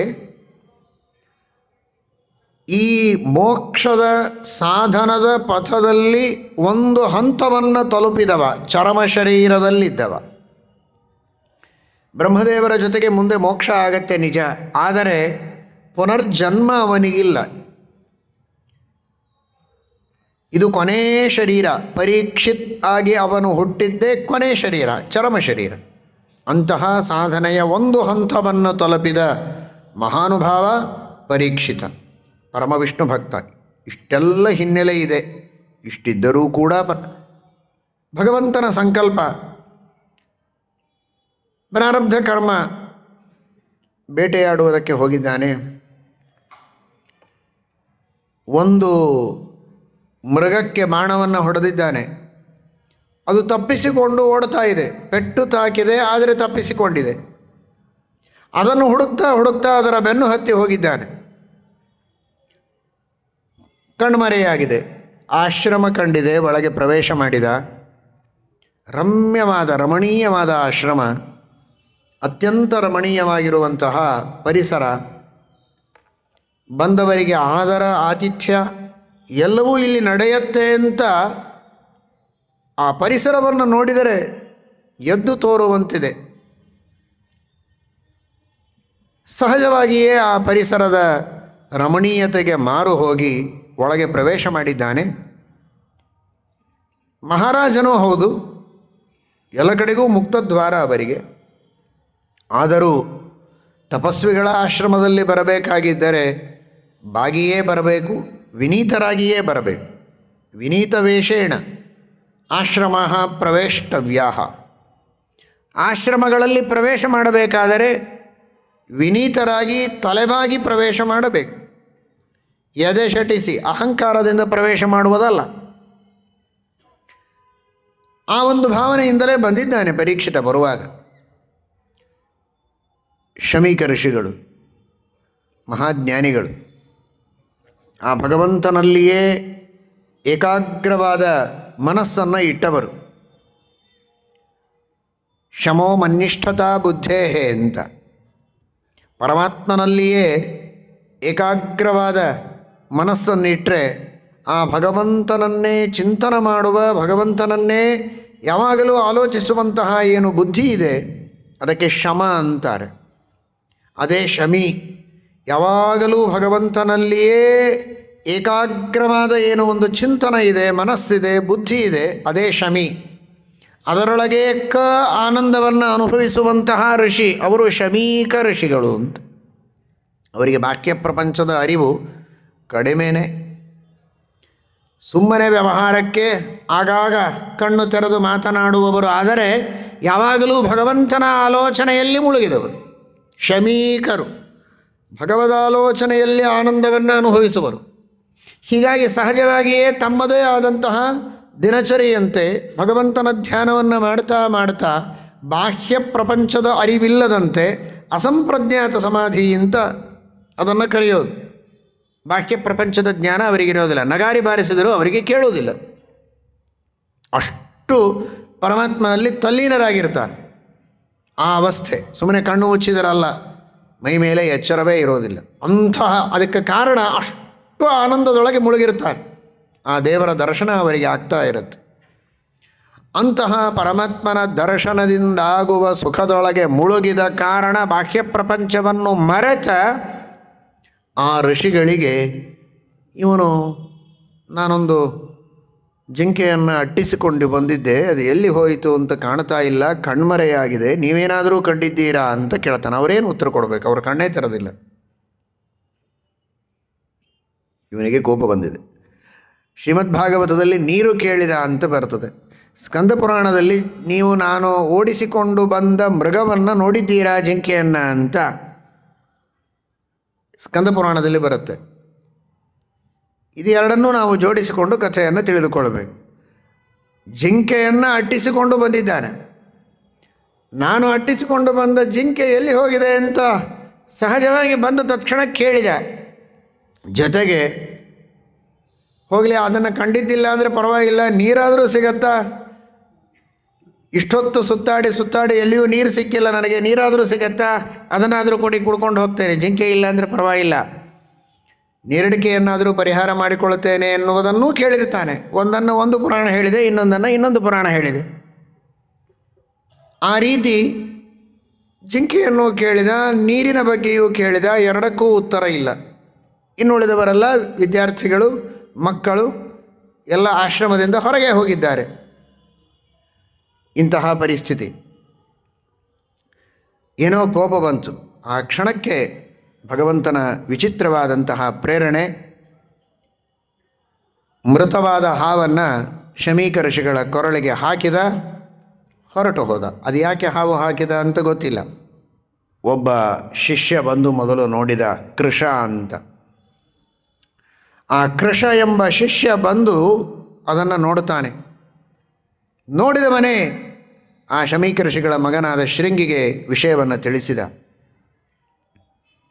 ಅವನಿಗೆ ಶೃಂಗಿ ಅಂತ, ಶೃಂಗ ಅಂದರೆ ಕೋಡು, ಕೋಡಿದ್ದವನು ಅಂತ. ಸಾಮಾನ್ಯವಾಗಿ ವ್ಯವಹಾರದಲ್ಲಿ ಮಾತನಾಡುವಾಗ ಏನಾದರೂ ಜಾಸ್ತಿ ಮಾತಾಡಿದ ನಿನಗೇನು ಕೋಡು ಬಂದಿದೆಯಾ ಅಂತ. ಅಂದರೆ ಏನೋ ಒಂದು ಇನ್ನುಳಿದವರೊಳಗೆ ಇಲ್ಲದೇ ಇರುವಂತಹ ವೈಶಿಷ್ಟ್ಯ ಏನಾದರೂ ಇದ್ದರೆ ಅದು ಕೋಡು ಬಂದ ಹಾಗೆ. ಇಲ್ಲದೇ ಇದ್ದರೂ ಇದೆ ಅಂತ ತೋರಿಸೋದಾಗಿದ್ದರೆ ಬೈತಾರೆ, ಅವನಿಗೇನು ಕೋಡು ಬಂದಿದೆ ಏನೋ ಅಂತ. ಆ ತರಹದ ಏನೋ ಒಂದು ಡಿಸ್ಟಿಂಗ್ವಿಶ್ಡ್ ಪರ್ಸ್ನ್ಯಾಲಿಟಿ, ಅಂತಹ ಇನ್ನಿತರರಲ್ಲಿ ಇಲ್ಲದ ಅನಿತರ ಸಾಧಾರಣವಾಗಿರತಕ್ಕಂತಹ ವ್ಯಕ್ತಿತ್ವ ಏನಾದರೂ ಇದ್ದರೆ ಅದನ್ನು ಕೋಡು ಅಂತ. ಇವನಿಗೆ ವಸ್ತುಸ್ಥಿತಿಯಲ್ಲಿ ಇವನು ಶೃಂಗಿಯಾಗಿದ್ದಾನೆ, ನಿಜವಾಗಿಯೂ ಇವನಿಗೆ ಕೋಡು ಬಂದಿದೆ. ಕಾರಣ, ಆ ಚಿಕ್ಕ ವಯಸ್ಸಿನಲ್ಲಿ ಅಷ್ಟು ಗಾಯತ್ರಿಯ ಜಪ, ಮಂತ್ರಗಳ ಜಪ, ಅಗ್ನಿ ಕಾರ್ಯ, ಗುರುಗಳ ಸೇವೆ. ಆ ಗುರುಗಳ ಸೇವೆ ಅಗ್ನಿಯ ಸೇವೆ. ಪರಿಚರಾಗ್ನಿ ಗುರು ಚರಿತೌರತಃ. ಆ ಅಗ್ನಿ ಹಾಗೂ ಗುರುಗಳನ್ನು ಚೆನ್ನಾಗಿ ಸೇವೆ ಮಾಡಿದರೆ ಆ ಬ್ರಹ್ಮವರ್ಚಸ್ಸು ತೇಜಸ್ಸು ಬರೋದೇ ಬಹಳ ವಿಚಿತ್ರವಾದ ರೀತಿಯಲ್ಲಿ. ಚೆನ್ನಾಗಿ ಮಂತ್ರಗಳ ಜಪ, ಗುರುಗಳ ಸೇವೆ, ಅಗ್ನಿಯ ಸೇವೆಯನ್ನು ಮಾಡಿದ್ದಕ್ಕೆ ಇವನಿಗೆ ಕೋಡು ಬಂದಿತ್ತು. ನಿಜವಾಗಿ ಅಂದರೆ ತಲೆ ಮೇಲಲ್ಲ, ವ್ಯಕ್ತಿತ್ವ ಹಿರಿದಾಗಿತ್ತು. ವ್ಯಕ್ತಿತ್ವದಲ್ಲಿ ಆ ವೈಶಿಷ್ಟ್ಯ ಇತ್ತು. ಅಂತಹ ಶೃಂಗಿ ಅವನು ಈ ಕೃಷನ ಮಾತನ್ನು ಕೇಳಿದ. ಹೆಸರು ಹೇಗಿವೆ ನೋಡಿ. ಅಂದರೆ ಇವನು ಶೃಂಗಿ, ಅವನು ಕೃಷ, ಅವನು ಒಬ್ಬ ಶಿಷ್ಯ. ತಮ್ಮ ಗುರುಗಳಿಗೆ ಆದಂತಹ ಅವಮಾನವನ್ನು ಕಂಡು ತಾನೇ ಶಾಪ ಕೊಡಬಹುದಾಗಿತ್ತಲ್ಲ, ಹೋಗಿ ಶೃಂಗಿಗೆ ಯಾಕೆ ಚಾಡಿ ಹೇಳಬೇಕು ಅಂದರೆ. ಅವನು ಹೇಳಿ ಕೇಳಿ ಕೃಷ, ಅಷ್ಟು ತಪಸ್ಸಿರಲಿಲ್ಲ ಅವನಿಗೆ. ಅವನು ಸ್ವಲ್ಪ ಸೊರಗಿದವ, ಬಡವ, ಅಂತಹ ತಪಸ್ಸಿಲ್ಲ. ಆ ಜ್ಞಾನ, ಆ ಸಿದ್ಧಿ, ಆ ಬುದ್ಧಿ, ಆ ವೃದ್ಧಿ ಅವನಿಗಿಲ್ಲ ಅನ್ನೋದಕ್ಕೋಸ್ಕರ ಈ ಶೃಂಗಿಗೆ ಶರಣು ಹೋದ. ನೋಡು ಶೃಂಗಿ, ನಿಮ್ಮ ಅಪ್ಪನಿಗೆ ಹೀಗಾಗಿದೆ, ಏನು ಮಾಡ್ತೀಯ ಅಂತ. ಅವನು ಹೇಳಿ ಕೇಳಿ ಶೃಂಗಿ ಕೂಡಲೇ ಶಾಪ ಕೊಟ್ಟ. ಹಾವನ್ನು ಕೊರಳಿಗೆ ಹಾಕಿ ಅವಮಾನ ಮಾಡಿದ್ದಾನೆ. ನೋಡಿದರೆ ಸತ್ತ ಹಾವು ಹಾಕಿದ್ದಾನೆ ನಿಜ, ಆದರೆ ದೊಡ್ಡವರಿಗೆ ಸ್ವಾತ್ಮೋತ್ತಮೇಶು ಅಲ್ಪೋಪಿ ದೋಷಃ ಉರುತಾಮಭಿಯಾತಿ ಯಸ್ಮಾತ್. ಉತ್ತಮರಿಗೆ ಮಾಡಿದ ಅಲ್ಪ ಅಪರಾಧವು ಬಹಳ ದೊಡ್ಡದಾಗತ್ತೆ. ಅವನು ಸತ್ತ ಹಾವು ಕೊರಳಲ್ಲಿ ಹಾಕಿದ್ದಾನೆ. ಬದುಕಿದ ಹಾವೇ ಅವನ ಕೊರಳಿಗೆ ಬಿದ್ದು ಕಚ್ಚಿ ಅವರು ಸಾಯಬೇಕು. ಹಾವಿನಿಂದ ತಾನೇ ಅವನು ಅವಮಾನ ಮಾಡಿದ್ದು, ಹಾವೇ ಕಚ್ಚಿ ಸಾಯಲಿ ಅಂತ ನುಡಿದ. ಆದರೆ ನುಡಿಯುವಾಗ ಅದು ಯಾವುದೋ ಜನ್ಮದ ಪುಣ್ಯ, ದೇವರ ಗುರುಗಳ ಸೇವೆ ಮಾಡಿದ್ದರ ಫಲ. ಈ ಕ್ಷಣಕ್ಕೆ ಹಾವು ಕಚ್ಚಿ ಸಾಯಲಿ ಅಂತ ಅವನ ಬಾಯಿಯಿಂದ ಬರಲಿಲ್ಲ. ಅದು ಯಾಕೆ ಬರಲಿಲ್ಲ ಗೊತ್ತಿಲ್ಲ. ಅದಕ್ಕೊಂದು ಗಡುವು ಕೊಟ್ಟ, 7ನೇ ದಿನ ತಕ್ಷಕ ಕಚ್ಚಿ ಸಾಯಲಿ ಅಂತ. ಅಂದರೆ ಕೊನೆ ಕಾಲಕ್ಕೆ, ಕೊನೆ ಕಾಲ ಅಂದರೆ ಏನು ಕೊನೆ ಕಾಲ? ಅದು ಅನಾದಿ ಕಾಲದ ಸಾಧನೆ. ಶ್ರೀಮದಾಚಾರ್ಯರು ಬೃಹದಾರಣ್ಯಕ ಭಾಷ್ಯದಲ್ಲಿ ತಿಳಿಸುವಂತೆ ಮೋಕ್ಷಯೋಗ್ಯರಾದ ಸುಜೀವರ ಸಾಧನೆ ಇಂದು ನಿನ್ನೆ ಮೊನ್ನೆ ಶುರುವಾದದ್ದಲ್ಲ. ಅನಾದಿ ಕಾಲದಿಂದ ಅವರವರ ಯೋಗ್ಯತೆಗೆ ತಕ್ಕಂತೆ ಸಾಧನೆಯನ್ನು ಮಾಡ್ತಾ ಮಾಡ್ತಾ ಮಾಡ್ತಾ ಮಾಡ್ತಾ ಬಹೂನಾಂ ಜನ್ಮನಾಮಂತೆ ಜ್ಞಾನವಾನ್ ಭವತಿ ತಥೋ ಮಾಂ ಪ್ರಪದ್ಯತೆ. ಎಷ್ಟೋ ಜನ್ಮಗಳ ಸಾಧನೆಯ ನಂತರ ಜ್ಞಾನವಾಗುವುದು. ಅಂತಹ ಜ್ಞಾನವನ್ನು ಪಡೆದು ಸಾಧನೆಯ ಕೊನೆ ಹಂತದೊಳಗೆ ಇರುವ ಪರೀಕ್ಷಿತ ಸುಮ್ಮನೆ ಎಲ್ಲರಂತೆ ಕಣ್ಣು ಮುಚ್ಚಿದರೆ ಹೇಗೆ? ಕೊನೆಯ ಕಾಲದಲ್ಲಿ ಮಹಾನುಭಾವರಾದ ಭಾಗವತ ಪ್ರವರ್ತಕರಾದ, ಭಾಗವತದ ಉಪದೇಶವನ್ನು ಭಾಗವತದ ರಚನೆ ಮಾಡಿದ ಸರ್ವೋತ್ತಮನಾದ ಶ್ರೀಹರಿಯಿಂದ ಶ್ರವಣ ಮಾಡಿದ ವೈಷ್ಣವೋತ್ತಮರು ಶುಕಾಚಾರ್ಯರು. ಅಂತಹ ಶುಕಾಚಾರ್ಯರ ಮುಖದಿಂದ ಭಾಗವತವನ್ನು ಶ್ರವಣ ಮಾಡಿ ತನ್ನ ಕೊನೆ ಉಸಿರು ಎಳೀತಾನೆ ಪರೀಕ್ಷಿತ ಅಂದರೆ ಅವನ ಯೋಗ್ಯತೆ ಎಷ್ಟು ದೊಡ್ಡದು, ಅವನ ಭಾಗ್ಯ ಎಂಥದ್ದು. ಆ ಭಾಗ್ಯ, ಆ ಒಂದು ಸದವಕಾಶ ಅದನ್ನು ಕಲ್ಪಿಸಿಕೊಡಬೇಕು ಅಂತ ಅವನ ವಾಗೀಂದ್ರಿಯದಲ್ಲಿದ್ದಂತಹ ವಾಗಭಿಮಾನಿ ದೇವತೆ ಅಗ್ನಿ, ಉಮಾದೇವಿ, ಸರಸ್ವತಿ, ಹಯಗ್ರೀವ ದೇವರು ಆ ರೀತಿಯಾಗಿ ನುಡಿಸಿದ್ದಾರೆ. 7 ದಿನಗಳ ನಂತರ ತಕ್ಷಕ ಕಚ್ಚಿ ಸಾಯಲಿ ಅಂತ. ಆ ರೀತಿ ಶಾಪ ಆಗಿದೆ. ಮುಂದಿನ ಕಥೆ ನಿಮಗೆ ಗೊತ್ತು.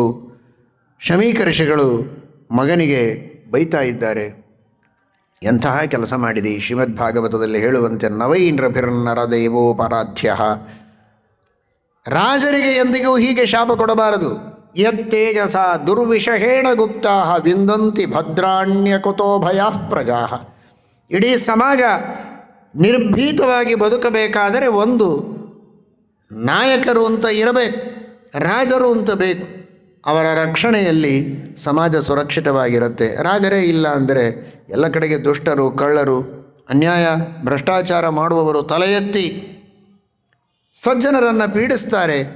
ನಾವೆಲ್ಲ ನಿಶ್ಚಿಂತವಾಗಿ ಇವತ್ತು ಜಪ, ತಪಸ್ಸು, ಪಾರಾಯಣ, ಹೋಮ ಹವನಗಳನ್ನು ಮಾಡಿಕೊಂಡು ಅರಣ್ಯದಲ್ಲಿ ಆಶ್ರಮದಲ್ಲಿದ್ದೇವೆ ಅಂದರೆ ರಾಜರು ದುಷ್ಟರನ್ನು ನಿಗ್ರಹ ಮಾಡ್ತಾ ಇದ್ದಾರೆ ಅನ್ನೋದಕ್ಕೆ ನಮ್ಮ ಧರ್ಮ ನಡೀತಾ ಇದೆ. ಹಾಗೆ ಶಾಪ ಕೊಡಬಾರ್ದು. ಏನೋ ನೀರಡಿಕೆ ಆಗಿರ್ಬೋದು, ಕೋಪದಲ್ಲಿ ಮಾಡಿರ್ತಾರೆ, ಅಷ್ಟಕ್ಕೆ ಏನಾಗಬೇಕಾಗಿದೆ? ನನಗೇನಾಗಿದೆ? ಸತ್ತ ಹಾವು ಕೊರಳಲ್ಲಿ ಬಿದ್ದಿದೆ ಅಷ್ಟೇ, ಎತ್ತಿ ಎಸೆದರೆ ಮುಗಿದೋಯ್ತು. ಬದುಕಿದ ಹಾವನ್ನು ಹಾಕಿಲ್ವಲ್ಲ, ಹಾವು ಕಚ್ಚುವಂತೆ ಮಾಡಿಲ್ಲಲ್ಲ, ಅಥವಾ ತನ್ನ ಕೈಯಲ್ಲಿರುವ ಧನುರ್ಬಾಣಗಳನ್ನೇ ತೆಗೆದುಕೊಂಡು ಬಾಣ ಹೊಡೆದಿಲ್ಲ, ಖಡ್ಗವನ್ನು ಎತ್ತಿಲ್ಲ. ಏನಾಗಿದೆ ನಮಗೆ? ಹೀಗಿರುವಾಗ ಸಹನೆ ಮಾಡಬೇಕಾದದ್ದು ನಮ್ಮ ಧರ್ಮ. ಸರಿ, ತಪ್ಪು ಮಾಡಿದ್ದಿ, ಇನ್ನೊಮ್ಮೆ ಇಂತಹ ತಪ್ಪು ಮಾಡಬೇಡ, ಆದದ್ದಾಯಿತು, ಒಂದು ಉಪಕಾರ ಆದರೂ ಮಾಡೋಣ. ನೋಡಿ, ಆ ಶಾಪವನ್ನು ತಿರುಗಿ ತೆಗೆದುಕೊಳ್ಳಿಲ್ಲ, ತೆಗೆದುಕೊಂತೂ ಹೇಳಲಿಲ್ಲ, ತಾವೂ ತೆಗೆದುಕೊಳ್ಳಿಲ್ಲ, ಏನೂ ಮಾಡಲಿಲ್ಲ. ಮತ್ತು ಅಲ್ಲಿಯೂ ಭಗವಂತನ ಪ್ರೇರಣೆ, ಧಿಯೋ ಯೋನಃ ಪ್ರಚೋದಯಾತ್, ಅದು ಪರೀಕ್ಷಿತನ ಒಳಿತಿಗೇನೆ. ಯಾಕೆಂದರೆ ಅವನು ಮೋಕ್ಷಕ್ಕೆ ಹೋಗುವ ಪರೀಕ್ಷಿತ ಪರಮಾತ್ಮನ ಪಾದಗಳ ಹತ್ತಿರ ಹೊರಟ ವ್ಯಕ್ತಿ. ಅದಕ್ಕೆ 7 ದಿನ ಉಳಿದದ್ದು ಅಷ್ಟೇ ಅವನ ಪ್ರಾರಬ್ಧ ಕರ್ಮ ಇದೆ. ಅದಾದರೆ ಅವನು ನೇರವಾಗಿ ಭಗವಂತನ ಲೋಕಕ್ಕೆ ಹೋಗ್ತಾನೆ. ಇವನೇನಾದರೂ ಈ ಶಾಪ ವಾಪಸ್ ಮಾಡಿ 7 ದಿನ ಬೇಡ, 70 ದಿನ ಆಗಲಿ, 7 ವರ್ಷ ಆಗಲಿ, ಎಷ್ಟು ಆಗ ಅವನಿಗೆ 60 ವರ್ಷಗಳು. ಪರೀಕ್ಷಿತ್ ರಾಜ ಬೇಟೆಗೆ ಹೊರಟಾಗ ಅವನಿಗೆ ವಯಸ್ಸು 60 ಅಂತ ಸ್ಕಾಂದ ಪುರಾಣ ಉಲ್ಲೇಖ ಮಾಡ್ತಿದೆ. 60 ವರ್ಷ ವಯಾಭೂಪ ಕ್ಷುತೃಷ್ಣ ಪರಿಪೀಡಿತ ಅಂತ. 60 ವರ್ಷ, 100 ವರ್ಷ ಪೂರ್ಣ ಆಯುಷ್ಯ ಆದ ಮೇಲೆ ಆಮೇಲೆ ಮರಣ ಆಗಲಿ, ಹೀಗೇನಾದರೂ ಮಾಡಬಹುದಾಗಿತ್ತು. ಶಮೀಕ ಋಷಿಗಳು ಮಾಡಲಿಲ್ಲ. ಯಾಕೆಂದರೆ ದೇವರ ಪಾದದ ಸಾನ್ನಿಧ್ಯಕ್ಕೆ ಹೋಗಲು ಸಿದ್ಧನಾದ ಅವನಿಗೆ ನಾವೇಕೆ ತಡ ಮಾಡಬೇಕು? ಆ ಕೆಲಸ ಮಾಡುವುದು ಬೇಡ ಅಂತ ಶಮೀಕರು ಸುಮ್ಮನಾಗಿದ್ದಾರೆ. ಗೌರಮುಖ ಅಂತ ಒಬ್ಬ ಶಿಷ್ಯನನ್ನು ಕೊಟ್ಟು ಕಳಿಸಿದರು. ಆ ಗೌರಮುಖ ಎಂಬ ಶಿಷ್ಯ ನೇರವಾಗಿ ಪರೀಕ್ಷಿತ ರಾಜರ ಹತ್ತಿರ ಬಂದು ಶಮೀಕರ ಸಂದೇಶವನ್ನು ಹೇಳ್ತಾನೆ. ಶಮೀಕರ ಪುತ್ರ ಶೃಂಗಿ ನಿಮಗೆ ಶಾಪ ಕೊಟ್ಟಿದ್ದಾನೆ. 7ನೇ ದಿವಸ ತಕ್ಷಕ ಬಂದು ಕಚ್ಚಿ ನಿಮ್ಮ ಮರಣ ಆಗತ್ತೆ. ನೀವೇನಾದರೂ ಅಷ್ಟರಲ್ಲಿ ಸಾಧನೆ ಮಾಡಿಕೊಳ್ಳಬಹುದಾದರೆ ಮಾಡಿಕೊಳ್ಳಬಹುದು. ಎಷ್ಟು ಸಂತೋಷವಾಗ್ತದೆ ಪರೀಕ್ಷಿತನೇ. ಕಾರಣ ಮನೆಗೆ ಬಂದು ಅವನು ನೀರು ಕುಡಿದಾಗ ನೀರಡಿಕೆಯಾಗಿದೆ. ಬುಭುಕ್ಷಿತಂ ನ ಪ್ರತಿಭಾತಿ ಕಿಂಚಿತ. ಹಸಿವೆ ನೀರಡಿಕೆಯಾದಾಗ ಏನೂ ತೋಚೋದಿಲ್ಲ. ಶಾಸ್ತ್ರ ಧರ್ಮ ಕೆಲವೊಮ್ಮೆ ಮರೆತು ಹೋಗ್ತದೆ, ವಿಸ್ಮರಣೆ ಆಗ್ತದೆ. ತಪ್ಪು ಮಾಡಿರ್ತಾನೆ. ಆದರೆ ನೀರು ಕುಡಿದಾದ ಮೇಲೆ, ಹೊಟ್ಟೆ ತುಂಬಿದ ಮೇಲೆ ಮತ್ತೆ ವಿವೇಕ ಬರ್ತದೆ. ಅಯ್ಯೋ, ನಾನು ಎಂತಹ ಕೆಲಸ ಮಾಡಿದೆ, ದೊಡ್ಡ ಜ್ಞಾನಿಗಳಿಗೆ ಅವಮಾನ ಮಾಡಿಬಿಟ್ಟೆ. ಅಸಂಪ್ರಜ್ಞಾತ ಸಮಾಧಿಯಲ್ಲಿದ್ದರೂ ಆ ಮಹಾನುಭಾವರು ನನ್ನ ಮಾತಿಗೆ ಉತ್ತರ ಕೊಟ್ಟಿಲ್ಲ ಅಂತ ನಾನು ಅವರಿಗೆ ಅವಮಾನ ಮಾಡಿದ್ನಲ್ಲ, ಕೂಡಲೇ ಇದಕ್ಕೆ ನನಗೆ ಪ್ರಾಯಶ್ಚಿತ್ತ ಆಗಬೇಕು ಅಂತ ಬಯಸ್ತಾನೆ. ಅಷ್ಟರಲ್ಲಿ ಈ ಶಾಪದ ವಾರ್ತೆ ಅವನಿಗೆ ದುಃಖ ತಂದಿಲ್ಲ, ಆನಂದ ತಂದಿದೆ. ಬಹಳ ಸಂತೋಷ. ಶಾಪ ಆಯಿತು. ಆ ಶಾಪದಿಂದ ನಾನು ಶುದ್ಧ ಆದೆ. ಪಾಪ ಹಾಗೇ ಉಳೀತಾ ಇತ್ತು. ಶಾಪ ಆಯಿತು, ಪಾಪ ಹೋಯಿತು. ಶಾಪ ಇರಲಿಲ್ಲ, ಪಾಪ ಉಳೀತಾ ಇತ್ತು. ಹಾಗಾದರೆ ನಾನು ಅವಶ್ಯವಾಗಿ ಈ ಶಾಪವನ್ನು ಸ್ವೀಕರಿಸಿದ್ದೇನೆ. 7 ದಿನಗಳನ್ನು ನನಗೆ ಅವಕಾಶ ಕೊಟ್ಟು ದೊಡ್ಡ ಉಪಕಾರ ಮಾಡಿದ್ದಾನೆ ಶೃಂಗಿ. ಆ ಶೃಂಗಿ ಯಾಕೆ ಶಾಪ ಕೊಟ್ಟ ಅಂತ ಅವನ ಮೇಲೆ ಸಿಟ್ಟು ಮಾಡಲಿಲ್ಲ. ರಾಜ ಕೈಯಲ್ಲಿದೆ, ಏನಾದರೂ ಮಾಡ್ಬೋದು. ಹೋಗಿ ಶಾಪವನ್ನು ವಾಪಸ್ ಮಾಡಿ ಅಂತೂ ಹೇಳ್ಬೋದು, ಇಲ್ಲ ಅವರ ಮೇಲೆ ಸಿಟ್ಟಾಗಿ ಹೊಡೆಯಬಹುದು. ಸರ್ವಥಾ ಮಾಡಿಲ್ಲ. ಹೊಡೆಯೋದಲ್ಲ, ಈಗ ಮಾಡಿದ್ದೇ ದೊಡ್ಡ ಅಪರಾಧ ಅಂತ ಪಶ್ಚಾತ್ತಾಪದಿಂದ ಕೂಡಲೇ ಗಂಗಾ ತೀರಕ್ಕೆ ಹೊರಟಿದ್ದಾನೆ. ಜನಮೇಜಯನಿಗೆ ರಾಜ್ಯವನ್ನು ಒಪ್ಪಿಸಿ ಗಂಗಾ ತೀರದಲ್ಲಿ ದೊಡ್ಡದಾದ ಏಕಸ್ತಂಭ, ಒಂದೇ ಸ್ತಂಭದ ಮೇಲೆ, ಏನೋ ಆಗಿನ ಕಾಲದ ಅದ್ಭುತವಾದ ವಿಜ್ಞಾನ ನೋಡಿ. ಎಂಥ ಶಿಲ್ಪಿಗಳು, ಎಂತಹ ಕಲೆ, ಎಷ್ಟು ವೇಗ, ಯಾವ ತರಹದ ಪರ್ಫೆಕ್ಷನ್ನು ಕೆಲಸದೊಳಗೆ. ಶಾಪ ಆಗಿದೆ 7ನೇ ದಿವಸಕ್ಕೆ ತಕ್ಷಕ ಕಚ್ಚಿ ಸಾಯಬೇಕು ಅಂತ. 7 ದಿವಸ ಇರೋದು, 1ನೇ ದಿವಸವೇ ಭಾಗವತ ಸಪ್ತಾಹ ಪ್ರಾರಂಭ ಆಗಿದೆ. ಅಷ್ಟರೊಳಗೆ ಆ ಏಕಸ್ತಂಭದ ಮೇಲೆ ಗಂಗಾ ನದಿಯ ಸ್ವಲ್ಪ ದಕ್ಷಿಣ ಭಾಗದಲ್ಲಿ, ಗಂಗಾ ಮಧ್ಯದೊಳಗೇನೆ, ಆದರೆ ನೀರಿನೊಳಗೇನೆ ಸ್ವಲ್ಪ ತೀರದ ಹತ್ತಿರ ಅದ್ಭುತವಾದ ಏಕಸ್ತಂಭದ ಮೇಲಿನ ದೊಡ್ಡದಾದ ಪ್ರಾಸಾದ. ಯಾರಿಗೂ ಬರಲಿಕ್ಕಾಗಿರಬಾರ್ದು ಸುಲಭವಾಗಿ ಅನ್ನೋದಕ್ಕೆ ಆ ಏಕಸ್ತಂಭದ ಮೇಲೆ ದೊಡ್ಡ ಪ್ರಾಸಾದ. ಅದೆಂತಹ ಅದ್ಭುತವಾದದ್ದಿರಬಹುದು ಆಲೋಚನೆ ಮಾಡಿ. ಎಷ್ಟು ಜನ ಋಷಿಗಳು ಮುನಿಗಳು ಲೆಕ್ಕ ಕೊಡ್ತಾರೆ. ಸಾವಿರ ಜನ ಅಲ್ಲಿ ನೆರೆದಿದ್ದಾರೆ. ಋಷಿಗಳು ಮುನಿಗಳು, ಅವರ ಪರಿವಾರ, ಅನೇಕ ಪ್ರಜೆಗಳೆಲ್ಲ ಎಲ್ಲರೂ ಸೇರಿದೆ. ಅಷ್ಟೆಲ್ಲ ಜನರು ಕೂಡುವಷ್ಟು ದೊಡ್ಡದಾದಂತಹ ವಿಶಾಲವಾದಂತಹ ಪ್ರಾಸಾದ ಭವನ ನಿಂತದ್ದು ಒಂದೇ ಸ್ತಂಭದ ಮೇಲೆ. ಎಂಥ ಇಂಜಿನಿಯರಿಂಗ್ ಇರ್ಬೋದು, ಎಷ್ಟು ವೇಗದಿಂದ ಕೆಲಸ ಮಾಡಿರ್ಬೋದು. 1 ದಿವಸದೊಳಗಾಗಿದೆ. ಇನ್ನು ಇನ್ಫಾರ್ಮೇಷನ್ನು ಒಂದೇ ದಿವಸದೊಳಗೆ ಎಲ್ಲ ಋಷಿಗಳಿಗೆ ಮುನಿಗಳಿಗೆ ಯಾವ ರೀತಿ ಈ ವಿಚಾರ ಮುಟ್ಟಿದೆ. ಅವರೆಲ್ಲ ಯೋಗಿಗಳು, ಜ್ಞಾನಿಗಳು, ತಿಳಿದುಕೊಂಡು ತಮ್ಮದೇ ಆದ ಅದ್ಭುತವಾದ ಯೋಗ ಸಾಮರ್ಥ್ಯದಿಂದ ತಿಳಿದರು. ಕೂಡಲೇ ಅಲ್ಲಿ ಬಂದರು. ಎಲ್ಲ ಋಷಿಗಳು ಬಂದಿದ್ದಾರೆ, ನೆರೆದಿದ್ದಾರೆ. ಶುಕಾಚಾರ್ಯರಿಂದ ಶ್ರೀಮದ್ ಭಾಗವತದ ಪ್ರವಚನ ಆಗಿದೆ. ಸಪ್ತಾಹ ಶ್ರವಣವನ್ನು ಅವನು ಮಾಡಿದ್ದಾನೆ. ಕೊನೆಯ ದಿನ ತಕ್ಷಕ ಬಂದ. ಆದರೆ ತಕ್ಷಕನಿಗೆ ಈ ವಿಚಾರ ತಿಳಿದದ್ದು ಹೇಗೆ? ಒಬ್ಬ ಋಷಿ, ಒಬ್ಬ ಸಣ್ಣ ಮಗು, ಚಿಕ್ಕ ವಯಸ್ಸಿನ ಪುಟ್ಟ ಬ್ರಹ್ಮಚಾರಿ ಕೊಟ್ಟ ಶಾಪ, ಅದು ತಕ್ಷಕನಿಗೆ ಹೇಗೆ ಗೊತ್ತಾಯಿತು? ಜ್ಞಾನಿಗಳು, ಮಹಾನುಭಾವರು, ತಪಸ್ವಿಗಳು ಶಾಪ ಕೊಟ್ಟಾಗ ಆ ಶಾಪದ ವಿಚಾರ ದೇವತೆಗಳಿಗೆ ಅಥವಾ ಅಸುರರಿಗೆ, ನಾಗಗಳಿಗೆ, ಯಾರೆಲ್ಲರಿಗೆ ಹೇಗೆ ಮುಟ್ಟಬೇಕೋ ಆ ವ್ಯವಸ್ಥೆ ಭಗವಂತನ ರಾಜ್ಯದೊಳಗಿದೆ. ಅದು ಬಹಳ ವಿಚಿತ್ರ. ವರ ಕೊಟ್ಟರೂ ಸರಿ, ಶಾಪ ಕೊಟ್ಟರೂ ಸರಿ, ಅದು ಕೂಡಲೇ ಯಾರ ಬುದ್ಧಿಯಲ್ಲಿ ಏನು ಪ್ರಚೋದನೆಯಾಗಬೇಕೋ ಅದು ಆಗತ್ತೆ. ಧಿಯೋ ಯೋನಃ ಪ್ರಚೋದಯಾತ್. ಇವನು ಶಾಪ ಕೊಟ್ಟ, ಯಾರೂ ಪತ್ರ ಹಾಕಲಿಲ್ಲ, ಫೋನ್ ಮಾಡಲಿಲ್ಲ, ಹೋಗಿ ಹೇಳಲಿಲ್ಲ.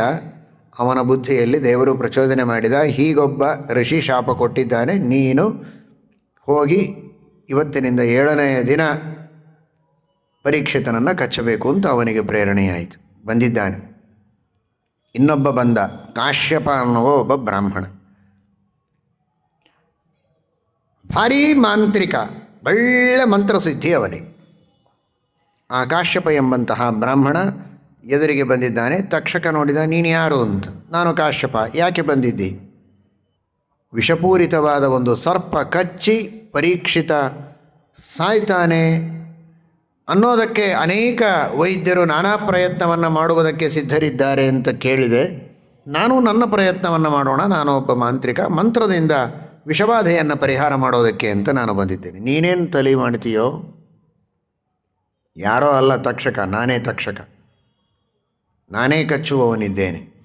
ನೀನು ಅದನ್ನು ಪರಿಹಾರ ಮಾಡಲಿಕ್ಕಾಗತ್ತಾ? ಆಗತ್ತೆ, ಅದೇನು ದೊಡ್ಡ ವಿಷಯ. ಮಂತ್ರದ ಮುಂದೆ ಇನ್ನೇನು? ಮಂತ್ರ ಸಾಮರ್ಥ್ಯ ಅಷ್ಟು ಅದ್ಭುತವಾದದ್ದು ಅಂತ. ಅಲ್ಲಿ ಒಂದು ದೊಡ್ಡ ಗಿಡ ಇರ್ತದೆ ಅಂದರೆ ಸುಮ್ಮನೆ ಇದೇ ತರಹದ್ದು ಯಾವುದೋ ಒಂದು ಗಿಡ ಅಂತಿರ್ಬೋದು. ಅಲ್ಲಿ ಹೇಳ್ತಾರೆ ಸ್ಕಂದ ಪುರಾಣದಲ್ಲಿ, ಅನೇಕ ಯೋಜನೋಚ್ಛ್ರಾಯ ಅಂತ. ಎಷ್ಟೋ ಯೋಜನಗಳ ಎತ್ತರದ ಅತೀ ಬೃಹತ್ತಾದ ಗಿಡ. ಆ ಮಂತ್ರದ ಸಾಮರ್ಥ್ಯವನ್ನು ಹೇಳೋದಕ್ಕೆ ಅಷ್ಟು ಎತ್ತರದ ಗಿಡ. ಆ ಗಿಡದ ಮೇಲೆ ಒಬ್ಬ ವ್ಯಕ್ತಿ ಕಟ್ಟಿಗೆಯನ್ನು ಕತ್ತರಿಸಿಕೊಳ್ಳುವುದಕ್ಕೆ ಕುಳಿತಿದ್ದಾನೆ. ಅದನ್ನು ಇಬ್ಬರೂ ನೋಡಿಲ್ಲ. ಈ ಗಿಡವನ್ನು ನಾನು ಕಚ್ತೇನೆ, ಅದು ಭಸ್ಮ ಆಗ್ತದೆ, ನೀನು ಮತ್ತೆ ಅದನ್ನು ಸಿಗಿರಿಸಬೇಕು ಅಂತ. ಆಯಿತು ನೋಡು ಅಂದ. ತಕ್ಷಕ ಕಚ್ಚಿದ್ದೇ ತಕ್ಷಣ ಇಡೀ ಗಿಡ ಭಸ್ಮ ಆಗಿ ಬಿದ್ದಿದೆ. ಅಲ್ಲಿ ಏನಿಲ್ಲ, ಬೂದಿ, ಭಸ್ಮ ಪರ್ವತ ಅಷ್ಟೇ. ಅಷ್ಟು ದೊಡ್ಡ ಗಿಡ ಅಂದರೆ ಭಸ್ಮವು ಸಾಕಷ್ಟು ಬಿದ್ದಿರುತ್ತೆ. ಅಂತಹ ಒಂದು ಭಸ್ಮದ ಗುಡ್ಡ. ಎರಡನೇ ಕ್ಷಣಕ್ಕೆ ಮಂತ್ರವನ್ನು ಜಪ ಮಾಡಿದ. ಏನು ತನ್ನ ವಿಧಾನವೋ ಕ್ರಮವೋ ಆ ಪ್ರಕಾರ ಜಪ ಮಾಡಿ ಅಭಿಮಂತ್ರಣ ಮಾಡಿ ಪ್ರೋಕ್ಷಣೆ ಮಾಡಿದರೆ ಮೊದಲು ಹೇಗಿತ್ತೋ ಹಾಗೆ ಗಿಡ ಆಗಿದೆ. ಏನು ಅದ್ಭುತವಾದ ಶಕ್ತಿ ವೈದಿಕ ಮಂತ್ರಗಳಲ್ಲಿ ಉಂಟು ಅನ್ನುವುದನ್ನು ತಿಳಿದುಕೊಳ್ಳಿ. ಎಂತಹ ಪರಂಪರೆ ನಮ್ಮದು, ಭಾರತೀಯ ಪರಂಪರೆ. ನಾನಾ ತರಹದ ಇವತ್ತಿನ ಪ್ರಗತಿಗೆ ನಾವು ಮಾರು ಹೋಗಿದ್ದೇವೆ, ತಲೆಬಾಗ್ತೇವೆ, ಹಬ್ಬ ಅಂತೇವೆ. ಆದರೆ ಎಷ್ಟೋ ಸಾವಿರ ಸಾವಿರ ವರ್ಷಗಳ ಹಿಂದೆ, ಲಕ್ಷ ಲಕ್ಷ ವರ್ಷಗಳಿಂದ ಈ ಪರಂಪರೆ, ಋಷಿಗಳು, ಮುನಿಗಳು, ಜ್ಞಾನಿಗಳು ಎಲ್ಲ ವಿಜ್ಞಾನವನ್ನು ಮೀರಿ ತಮ್ಮದೇ ಆದಂತಹ ಮಂತ್ರದ ಬಲದಿಂದ, ಮಂತ್ರದ ಶಕ್ತಿಯಿಂದ ಅದ್ಭುತವಾದ ಪ್ರತಿಸೃಷ್ಟಿಯನ್ನು ಮಾಡುವುದಕ್ಕೆ ಸಮರ್ಥರಾಗಿದ್ದರು. ವಿಶ್ವಾಮಿತ್ರರು ತಮ್ಮ ಮಂತ್ರದಿಂದ ಪ್ರತಿ ಸ್ವರ್ಗವನ್ನೇ ಸೃಷ್ಟಿ ಮಾಡಿದರು ಅಂದರೆ ಇನ್ನೇನು ಹೇಳಬೇಕು. ಅಂತಹ ಅದ್ಭುತವಾದ ಶಕ್ತಿ ಮಂತ್ರದಲ್ಲಿದೆ. ಎಲ್ಲರೂ ಅರ್ಥ ಮಾಡಿಕೊಳ್ಳಿ. ಕಥೆ ಕೇಳುವುದಕ್ಕೆ ನೀವು ಬಂದಿಲ್ಲ, ಹೇಳುವುದಕ್ಕೆ ನಾವೂ ಬಂದಿಲ್ಲ. ಜೀವನದಲ್ಲಿ ಏನಾದರೂ ಒಂದು ಪರಿವರ್ತನೆ ಮಾಡಿಕೊಳ್ಳುವುದಕ್ಕೆ ನಾವು ನೀವು ಇಲ್ಲಿ ಸೇರಿದ್ದು. ಇಂತಹ ಶಕ್ತಿ ಮಂತ್ರದೊಳಗಿದ್ದಾಗ ಜೀವನದಲ್ಲಿ ಮಂತ್ರದ ಜಪವನ್ನು ಎಷ್ಟು ಶ್ರದ್ಧೆಯಿಂದ ನಾವು ಮಾಡಬೇಕು, ಮಂತ್ರ ಬಲವನ್ನು ಹೇಗೆ ಪಡೆದುಕೊಳ್ಳಬೇಕು. ಎಲ್ಲರೂ ಶೃಂಗಿಯಾಗುವುದಕ್ಕೂ ಸಾಧ್ಯ ಇಲ್ಲ, ಕಾಶ್ಯಪ ಆಗುವುದಕ್ಕೂ ಸಾಧ್ಯ ಇಲ್ಲ, ವಿಶ್ವಾಮಿತ್ರರಾಗುವುದು ಸಾಧ್ಯ ಇಲ್ಲ. ಆದರೆ ನಾವೀಗಿದ್ದ ಸ್ಥಿತಿಗಿಂತಲೂ ಸಾಕಷ್ಟು ಹೆಜ್ಜೆಯನ್ನು ಮುಂದೆ ಇಡಬಹುದು. ನಮ್ಮ ಮನಸ್ಸಿನಲ್ಲಿರುವ ಅನೇಕ ಇಷ್ಟಾರ್ಥಗಳ ಅಂಕುರ ಒಡೆಯುವಂತೆ ಮಾಡಿಕೊಳ್ಳಬಹುದು. ಸಾಕಷ್ಟು ಆಶೆ ಆಕಾಂಕ್ಷೆಗಳು ಭಸ್ಮ ಆಗಿ ಹೋಗಿವೆ. ಆ ಆಶೆ ಆಕಾಂಕ್ಷೆಗಳೆಲ್ಲ ಭಸ್ಮ ಆದದ್ದು ಮತ್ತೆ ಅಂಕುರಿಸುವಂತೆ. ಎಲ್ಲಿಯೋ ಇದ್ದ ಗಿಡ ಸುಟ್ಟು ಮತ್ತೆ ಹುಟ್ಟಿಸುವ ಸಾಹಸ ಬೇಡ. ಆದರೆ ನಮ್ಮ ಮನಸ್ಸಿನಲ್ಲಿರುವ ಆಶಾವೃಕ್ಷಗಳೇನು ಭಸ್ಮ ಆಗಿವೆ, ಅವುಗಳಾದರೂ ಮತ್ತೆ ಸ್ವಲ್ಪ ಚಿಗುರುವಂತೆ ಮಾಡಿಕೊಳ್ಳುವ ಸಾಧ್ಯತೆ ಚೆನ್ನಾಗಿ ಗಾಯತ್ರಿಯ ಜಪವನ್ನು ಮಾಡಿದರೆ ನಾವು ಪಡೆದುಕೊಳ್ಳುವುದಕ್ಕೆ ಸಾಧ್ಯ ಇದೆ ಎನ್ನುವ ದೃಷ್ಟಿಯಲ್ಲಿ ಎಲ್ಲರೂ ಮಂತ್ರದ ಜಪವನ್ನು ಸರಿಯಾಗಿ ಮಾಡಿ, ಚೆನ್ನಾಗಿ ಮಾಡಿ, ಶ್ರದ್ಧೆಯಿಂದ ಮಾಡಿ, ಉಪದೇಶವನ್ನು ಪಡೆದುಕೊಂಡು ಉಪನಯನವಾದ ಮೇಲೆ ಒಂದು ದಿನವೂ ಬಿಡದಂತೆ ಜಪ ಮಾಡಿ. ಉಪನಯನವಾಗಿಲ್ಲ, ಉಪದೇಶವಾಗಿಲ್ಲ, ಬೇಡ, ಹರೇ ಕೃಷ್ಣ ರಾಮ ಗೋವಿಂದ ಅಂತ ದೇವರ ನಾಮಗಳನ್ನು ಹೇಳುವುದಕ್ಕೆ ಯಾವ ನಿರ್ಬಂಧಗಳೂ ಇಲ್ಲ. ಉಪನಯನವಾಗಬೇಕಾಗಿಲ್ಲ. ಇಂಥವರು ಅಂಥವರು ಅನ್ನುವ ನಿಯಮ ಇಲ್ಲ. ಯಾವಾಗಲೂ ಎಲ್ಲರೂ ಭಕ್ತಿಯಿಂದ ಹರಿನಾಮ ಸಂಕೀರ್ತನವನ್ನು ಮಾಡಿದರೆ ಅದೇ ದೊಡ್ಡ ಜಪ. ಅದಕ್ಕೆ ಸಮಾನವಾದಂತಹ ಜಪ ಇಲ್ಲ. ಅಂತಹ ಹರಿನಾಮ ಸಂಕೀರ್ತನವನ್ನು ಮಾಡಿ ನಮ್ಮ ಇಷ್ಟಾರ್ಥಗಳನ್ನು ನಾವು ಪೂರ್ಣ ಮಾಡಿಕೊಳ್ಳಬಹುದು ಅನ್ನುವುದನ್ನು ಈ ಕಥೆಯಿಂದ ನಾವು ತಿಳಿಯಬೇಕು. ಮತ್ತೆ ಬದುಕಿಸಿ ಗಿಡವೂ ಚಿಗುರಿದೆ, ಮೊದಲಿನಂತೆ ಎತ್ತರದ ಗಿಡ ಹಾಗೇ ನಿಂತಿದೆ. ಅದರ ಮೇಲೆ ಕುಳಿತ ಒಬ್ಬ ಮನುಷ್ಯ, ಅವನು ಹಾಗೇ ಇದ್ದಾನೆ, ಅವನ ಕೈಯಲ್ಲಿರುವ ಕೊಡಲಿ ಹಾಗೇ ಇದೆ. ಇದನ್ನು ಕಂಡು ತಕ್ಷಕ ಅಂದ, ಇಂಥ ವ್ಯಕ್ತಿಯನ್ನೇ ನಾನು ಕಂಡಿರಲಿಲ್ವಲ್ಲ, ನಾವು ಕಚ್ಚಿದರೆ ಮುಗಿಯಿತು ಅಂತ ಅಂದ್ಕೊಂಡಿದ್ವಿ, ಆದರೆ ನಮ್ಮನ್ನು ಮೀರಿದ ಈ ಮಂತ್ರಶಕ್ತಿ ಇದೆ, ಏನು ಮಾಡಬೇಕು? ನನಗೇನು ಪರೀಕ್ಷಿತನ ಮೇಲೆ ದ್ವೇಷ ಇಲ್ಲ, ಆದರೆ ಒಬ್ಬ ಬ್ರಾಹ್ಮಣನ ಶಾಪ, ಆ ಬ್ರಾಹ್ಮಣನ ತಪಸ್ಸು, ಅವನ ಮಂತ್ರ ನೋಡಿ, ಇಲ್ಲೊಂದು ಮಂತ್ರ ಅಲ್ಲೊಂದು ಮಂತ್ರ. ಸತ್ತರೆ ಬದುಕಿಸುವ ಮಂತ್ರ ಇಲ್ಲಿದೆ, ಸಾಯಿಸುವ ಮಂತ್ರ ಬಳಸಿ ಶಾಪ ಕೊಟ್ಟಾಗಿದೆ. ಹಾಗಾದರೆ ಅದು ಮೊದಲು ಬಂದದ್ದು. ಆ ಮಂತ್ರದ ಬೆಲೆ, ಆ ಋಷಿಯ ಶಾಪದ ಗೌರವ, ಅದನ್ನು ನಾನು ಕಾಪಾಡಬೇಕು, ಅದಕ್ಕಾಗಿ ನಾನು ಬಂದಿದ್ದೇನೆ. ಹಾಗಾದರೆ ಆ ಮುನಿಯ ಮಾತನ್ನು ಸತ್ಯ ಮಾಡುವುದಕ್ಕೆ ಏನು ಮಾಡಬೇಕು ನಾನು? ಇವನನ್ನು ತಿರುಗಿ ಕಳಿಸ್ಬೇಕು. ಯಾಕೆ ಆ ಮುನಿಯ ಮಾತನ್ನೇ ಯಾಕೆ ಸತ್ಯ ಮಾಡಬೇಕು? ಇವನ ಇಚ್ಛೆಯನ್ನು ಸತ್ಯ ಮಾಡಿದರೂ ಆಗ್ತಿತ್ತಲ್ಲ. ಅಲ್ಲ, ಅದು ಭಗವಂತನ ಸಂಕಲ್ಪ. ಅವನ ಆಯುಷ್ಯ ಇಷ್ಟೇ ಇದೆ, ಅವನ ಸಾಧನ ಶರೀರದ ಅವಧಿ ಮುಗಿದಿದೆ, ಅವನ ಪ್ರಾರಬ್ಧ ಕರ್ಮ ಮುಗಿಯಿತು, ಚರ್ಮ ಶರೀರ ಇದೆ.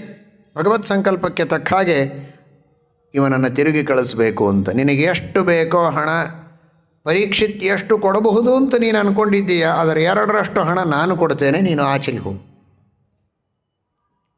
ಅವನಂದ, ನನಗೆ ಹಣ ಪರೀಕ್ಷಿತ್ ಕೊಡಬಹುದು, ಆದರೆ ಬರೀ ಹಣಕ್ಕಾಗಿ ಬಂದವನಲ್ಲ ನಾನು, ಹಣದ ಹಪಾಪಿ ಅಲ್ಲ. ನಾನೊಬ್ಬ ರಾಜನ ವಿಶೇಷವಾದ ಸಹಾಯ ಮಾಡುವುದಕ್ಕೂ ಬಂದದ್ದು. ಅವನು ಹಣ ಕೊಟ್ಟರೆ ತೆಗೆದುಕೊಳ್ತೇನೆ, ಆ ಮಾತು ಬೇರೆ. ಆದರೆ ನಾನು ಬಂದದ್ದು ಒಬ್ಬ ರಾಜನಿಗೆ ಹಿತ ಮಾಡುವುದಕ್ಕೆ. ಹಾಗಾದರೆ ಅವನಿಗೆ ಜ್ಞಾನವೂ ಇತ್ತು, ಬರೀ ಮಂತ್ರದ ಬಲ ಅಲ್ಲ, ಜ್ಞಾನದೃಷ್ಟಿ ಇತ್ತು. ಜ್ಞಾನದೃಷ್ಟಿಯಿಂದ ಆಲೋಚನೆ ಮಾಡಿದ, ನಾನಿಷ್ಟೆಲ್ಲ ಮಂತ್ರ ಮಾಡಿ ಬದುಕಿಸುವ ಶಕ್ತಿ ಮಂತ್ರಕ್ಕಿರಬಹುದು, ಆದರೆ ಎಲ್ಲದರ ಮೇಲೆ ವೃದ್ಧ ಸ್ಪಷ್ಟಾಕ್ಷರೋ ಮಂತ್ರ, ನಿಜವಾದ ಮಂತ್ರ ಆ ಭಗವಂತ. ಎಲ್ಲ ಮಂತ್ರಗಳಿಗೆ ಮಂತ್ರತ್ವವನ್ನು ಕೊಟ್ಟ, ಮಂತ್ರಗಳಲ್ಲಿರುವ ಅದ್ಭುತ ಶಕ್ತಿಯನ್ನು ನೀಡಿದ ಮಂತ್ರ ಅವನು ಪರಮಾತ್ಮ. ಅವನು ವೃದ್ಧ ಸಮೃದ್ಧ, ವೃದ್ಧ ಸ್ಪಷ್ಟಾಕ್ಷರೋ ಮಂತ್ರ. ಆ ಮಂತ್ರನ ಇಚ್ಛೆ ಏನಿದೆ, ಮಂತ್ರಣ ಅಂದರೆ ಆಲೋಚನೆ, ಆ ಮಂತ್ರಣ ಏನಿದೆ ಅಂತ ಈ ಮಾಂತ್ರಿಕ ಆಲೋಚನೆ ಮಾಡಿದ.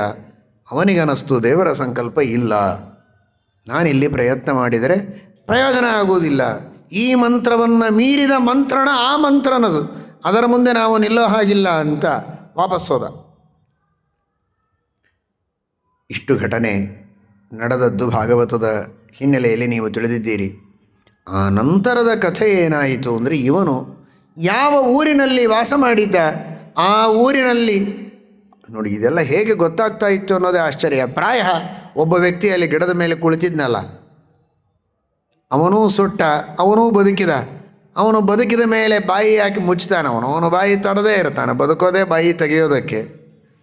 ಬಹಳೊತ್ತು ತೆಗೆದೇ ಇಟ್ಟರೆ ಅದು ಬೇರೆ ವಿಷಯ, ಆ ತರಹ ತೆಗೆಯೋದೊಂದು ಬೇರೆ, ಬಾಯಿ ತೆಗೆಯೋದು. ಆದರೆ ತೆಗೆದು ಮುಚ್ಚಿ ಮಾಡೋದಿದೆಯಲ್ಲ, ಇದು ಬದುಕಿದಾಗ ಸಾಧ್ಯ.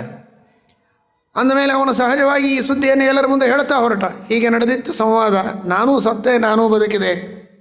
ಹೀಗೊಬ್ಬ ಬಂದ, ಹಣ ತೆಗೆದುಕೊಂಡು ವಾಪಸ್ ಹೋದ ಅಂತ. ಓ, ಹಾಗಾದರೆ ಇವನು ಜ್ಞಾನದೃಷ್ಟಿಯಿಂದ ದೇವರ ಸಂಕಲ್ಪವನ್ನು ಅರ್ಥ ಮಾಡಿಕೊಂಡಿದ್ದ, ಇಲ್ಲ ಅಂತಲ್ಲ. ಆದರೂ ಹಣ ತೆಗೆದುಕೊಂಡು ವಾಪಸ್ ಹೋದ್ನಲ್ಲ, ಲಂಚಾವತಾರ ಅವತ್ತೇ ಪ್ರಾರಂಭ ಆಯಿತು. ಇದು ಗೊತ್ತಾಯಿತು. ಆಗಿನ ಕಾಲದ ಜನ ಭಾರೀ ಧಾರ್ಮಿಕರು, ನಿಷ್ಠುರರು, ಸತ್ಯವನ್ನು ನಂಬುವವರು. ಇವನು ಮಾಡಿದ್ದು ಅನ್ಯಾಯ, ಇದು ಭ್ರಷ್ಟಾಚಾರ. ಹಣ ತೆಗೆದುಕೊಂಡು ವಾಪಸ್ ಹೋಗೋದು ಅಂದ್ರೇನು? ರಾಜರಿಗೆ ಚಿಕಿತ್ಸೆ ಮಾಡುವುದಕ್ಕೆ ಬಂದ ಒಬ್ಬ ವೈದ್ಯ ಇದ್ದ ಹಾಗೆ ಇವನು. ಮಾಂತ್ರಿಕ ಅಂದರೆ ಇದು ಮಂತ್ರವಿದ್ಯೆ, ಅದು ಔಷಧ ವಿದ್ಯೆ, ವಿಚಾರ ಬೇರೆ. ಆದರೆ ಒಬ್ಬ ವೈದ್ಯನೇ ಇವನು. ವೈದ್ಯ ಅಂದಮೇಲೆ ಚಿಕಿತ್ಸೆ ಮಾಡಬೇಕು. ಹಣ ಕೊಟ್ಟು ನೀನು ಚಿಕಿತ್ಸೆ ಮಾಡಬೇಡ, ವಾಪಸ್ ಹೋಗು, ಅವನು ಸತ್ರ ಸಾಯಿಲಿ ಅಂತ ಯಾರೋ ಹೇಳಿದರೆ ವಾಪಸ್ ಹೋಗಬೇಕಾ? ಇದು ದ್ರೋಹ. ದ್ರೋಹ ಅಂದರೆ ಇದು ಹತ್ಯೆ ಮಾಡಿದ ಪಾಪ ಬಂತಿವನಿಗೆ, ರಾಜಹತ್ಯೆ. ಆದ್ದರಿಂದ ಇವನ ಜೊತೆಗೆ ನಾವು ಮಾತನಾಡೋದಿಲ್ಲ, ಹತ್ತಿರ ಸೇರಿಸೋದಿಲ್ಲ, ವ್ಯವಹಾರವಿಲ್ಲ. ಇವನ ಜೊತೆಗೆ ಪಂಕ್ತಿಯಲ್ಲಿ ಊಟ ಇಲ್ಲ, ಪರಸ್ಪರ ಸಂಭಾಷಣೆ ಇಲ್ಲ, ಏನೂ ಇಲ್ಲ, ಬಹಿಷ್ಕಾರ ಅಂತ. ಇಡೀ ಸಮಾಜ, ಬಂಧು ಬಳಗ ಸೇರಿದಂತೆ ಅವನನ್ನು ಬಹಿಷ್ಕಾರ ಹಾಕಿದೆ. ಇನ್ನೊಮ್ಮೆ ನಾನು ತಪ್ಪು ಮಾಡಬಾರದು ಅನ್ನುವ ಎಚ್ಚರ ಬರುವುದಕ್ಕೆ ಪ್ರಾಚೀನ ಕಾಲದಲ್ಲಿ ಜಾರಿ ಇದ್ದಂತಹ ಒಂದು ಪದ್ಧತಿ. ಏನೇ ತಪ್ಪು ಮಾಡಿದರೂ ಅವನನ್ನು ತಲೆಯ ಮೇಲೆ ಕೂಡಿಸಿಕೊಳ್ಳುವುದು ಒಂದು. ತಪ್ಪು ಮಾಡಿದಾಗ ಅವನಿಗೆ ತಕ್ಕ ಶಿಕ್ಷೆಯನ್ನು ಕೊಟ್ಟು ಮತ್ತೊಮ್ಮೆ ತಪ್ಪು ಮಾಡಬಾರದೆಂಬ ತಿಳುವಳಿಕೆ ಅವನಿಗೆ, ಇಂತಹ ತಪ್ಪನ್ನು ನಾವು ಎಂದಿಗೂ ಮಾಡಬಾರದೆಂಬ ಎಚ್ಚರ ಎಲ್ಲರಿಗೆ ಬರುವುದಕ್ಕೆ ಆ ವಿಧವಾದ ಕ್ರಮವನ್ನು ಪ್ರಾಚೀನರು ಅನುಸರಣೆ ಮಾಡ್ತಾಯಿದ್ರು. ಬಹಿಷ್ಕಾರ ಹಾಕಿದ್ದು. ಇವನಿಗೆ ಗೊತ್ತಿಲ್ಲ, ಯಾರೂ ಮಾತನಾಡಲಿಕ್ಕೂ ತಯಾರಿಲ್ಲ ಇವನ ಜೊತೆಗೆ. ನೀನು ಇಂಥ ತಪ್ಪು ಮಾಡಿದ್ದಿ, ಅದಕ್ಕಾಗಿ ನಿನ್ನನ್ನು ದೂರ ಇಟ್ಟಿದ್ದೇವೆ. ಓಹೋ, ಯಾಕೆ? ಅದನ್ನು ಹೇಳಬೇಕಾದ್ರೆ ಮಾತಾಡಬೇಕಲ್ಲ. ಇವನು ಮಾಡಿದ ಪಾಪಕ್ಕೆ ಇವನ ಜೊತೆಗೆ ಮಾತನಾಡುವುದಕ್ಕೂ ಇವನ ಲಾಯಕಲ್ಲ ಅಂತ ಮಾತು ಆಡ್ತಾ ಇಲ್ಲ, ಕೈ ಮಾಡ್ತಾ ಇದ್ದಾರೆ ಅಷ್ಟೇ. ಇವನಿಗೆ ಗೊತ್ತಾಗ್ತಾ ಇಲ್ಲ ಯಾಕೆ ನನ್ನನ್ನು ದೂರ ಇಡ್ತಾ ಇದ್ದಾರೆ ಅಂತ, ಅರ್ಥವೇ ಆಗಿಲ್ಲ.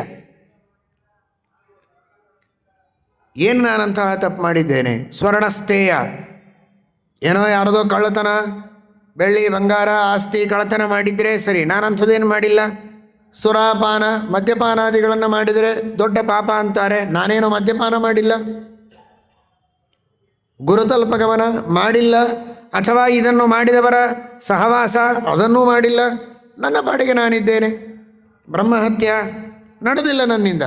ಬ್ರಹ್ಮಹತ್ಯ ಇಲ್ಲ, ಸುರಾಪಾನ ಇಲ್ಲ, ಸ್ವರ್ಣಸ್ಥೇಯ ಇಲ್ಲ, ಗುರುತಲ್ಪಗಮನ ಇಲ್ಲ, ಇಂಥವರ ಸಹವಾಸ ಇಲ್ಲ. ಪಂಚಪಾತಕಗಳು ಅಂತ ಹೇಳಿದ್ದಾರೆ, ಯಾವುದೂ ಮಾಡಿಲ್ಲ ನಾನು.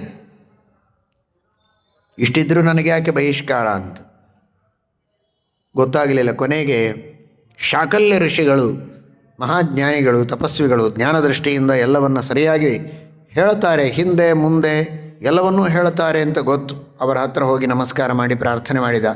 ಶಾಕಲ್ಯರೇ, ಯಾಕೆ ನನಗೆ ಈ ಪರಿಸ್ಥಿತಿ ಬಂದಿದೆ? ಜನ ಯಾಕೆ ಈ ರೀತಿ ಮಾಡ್ತಾ ಇದ್ದಾರೆ ಅಂತ. ಅವರು ಜ್ಞಾನದೃಷ್ಟಿಯಿಂದ ಇವನ ಅಪರಾಧವನ್ನು ತಿಳಿದರು, ಆದರೂ ಮಾತನಾಡಿಸಿದರು ಉದ್ಧಾರ ಮಾಡೋದಕ್ಕೆ.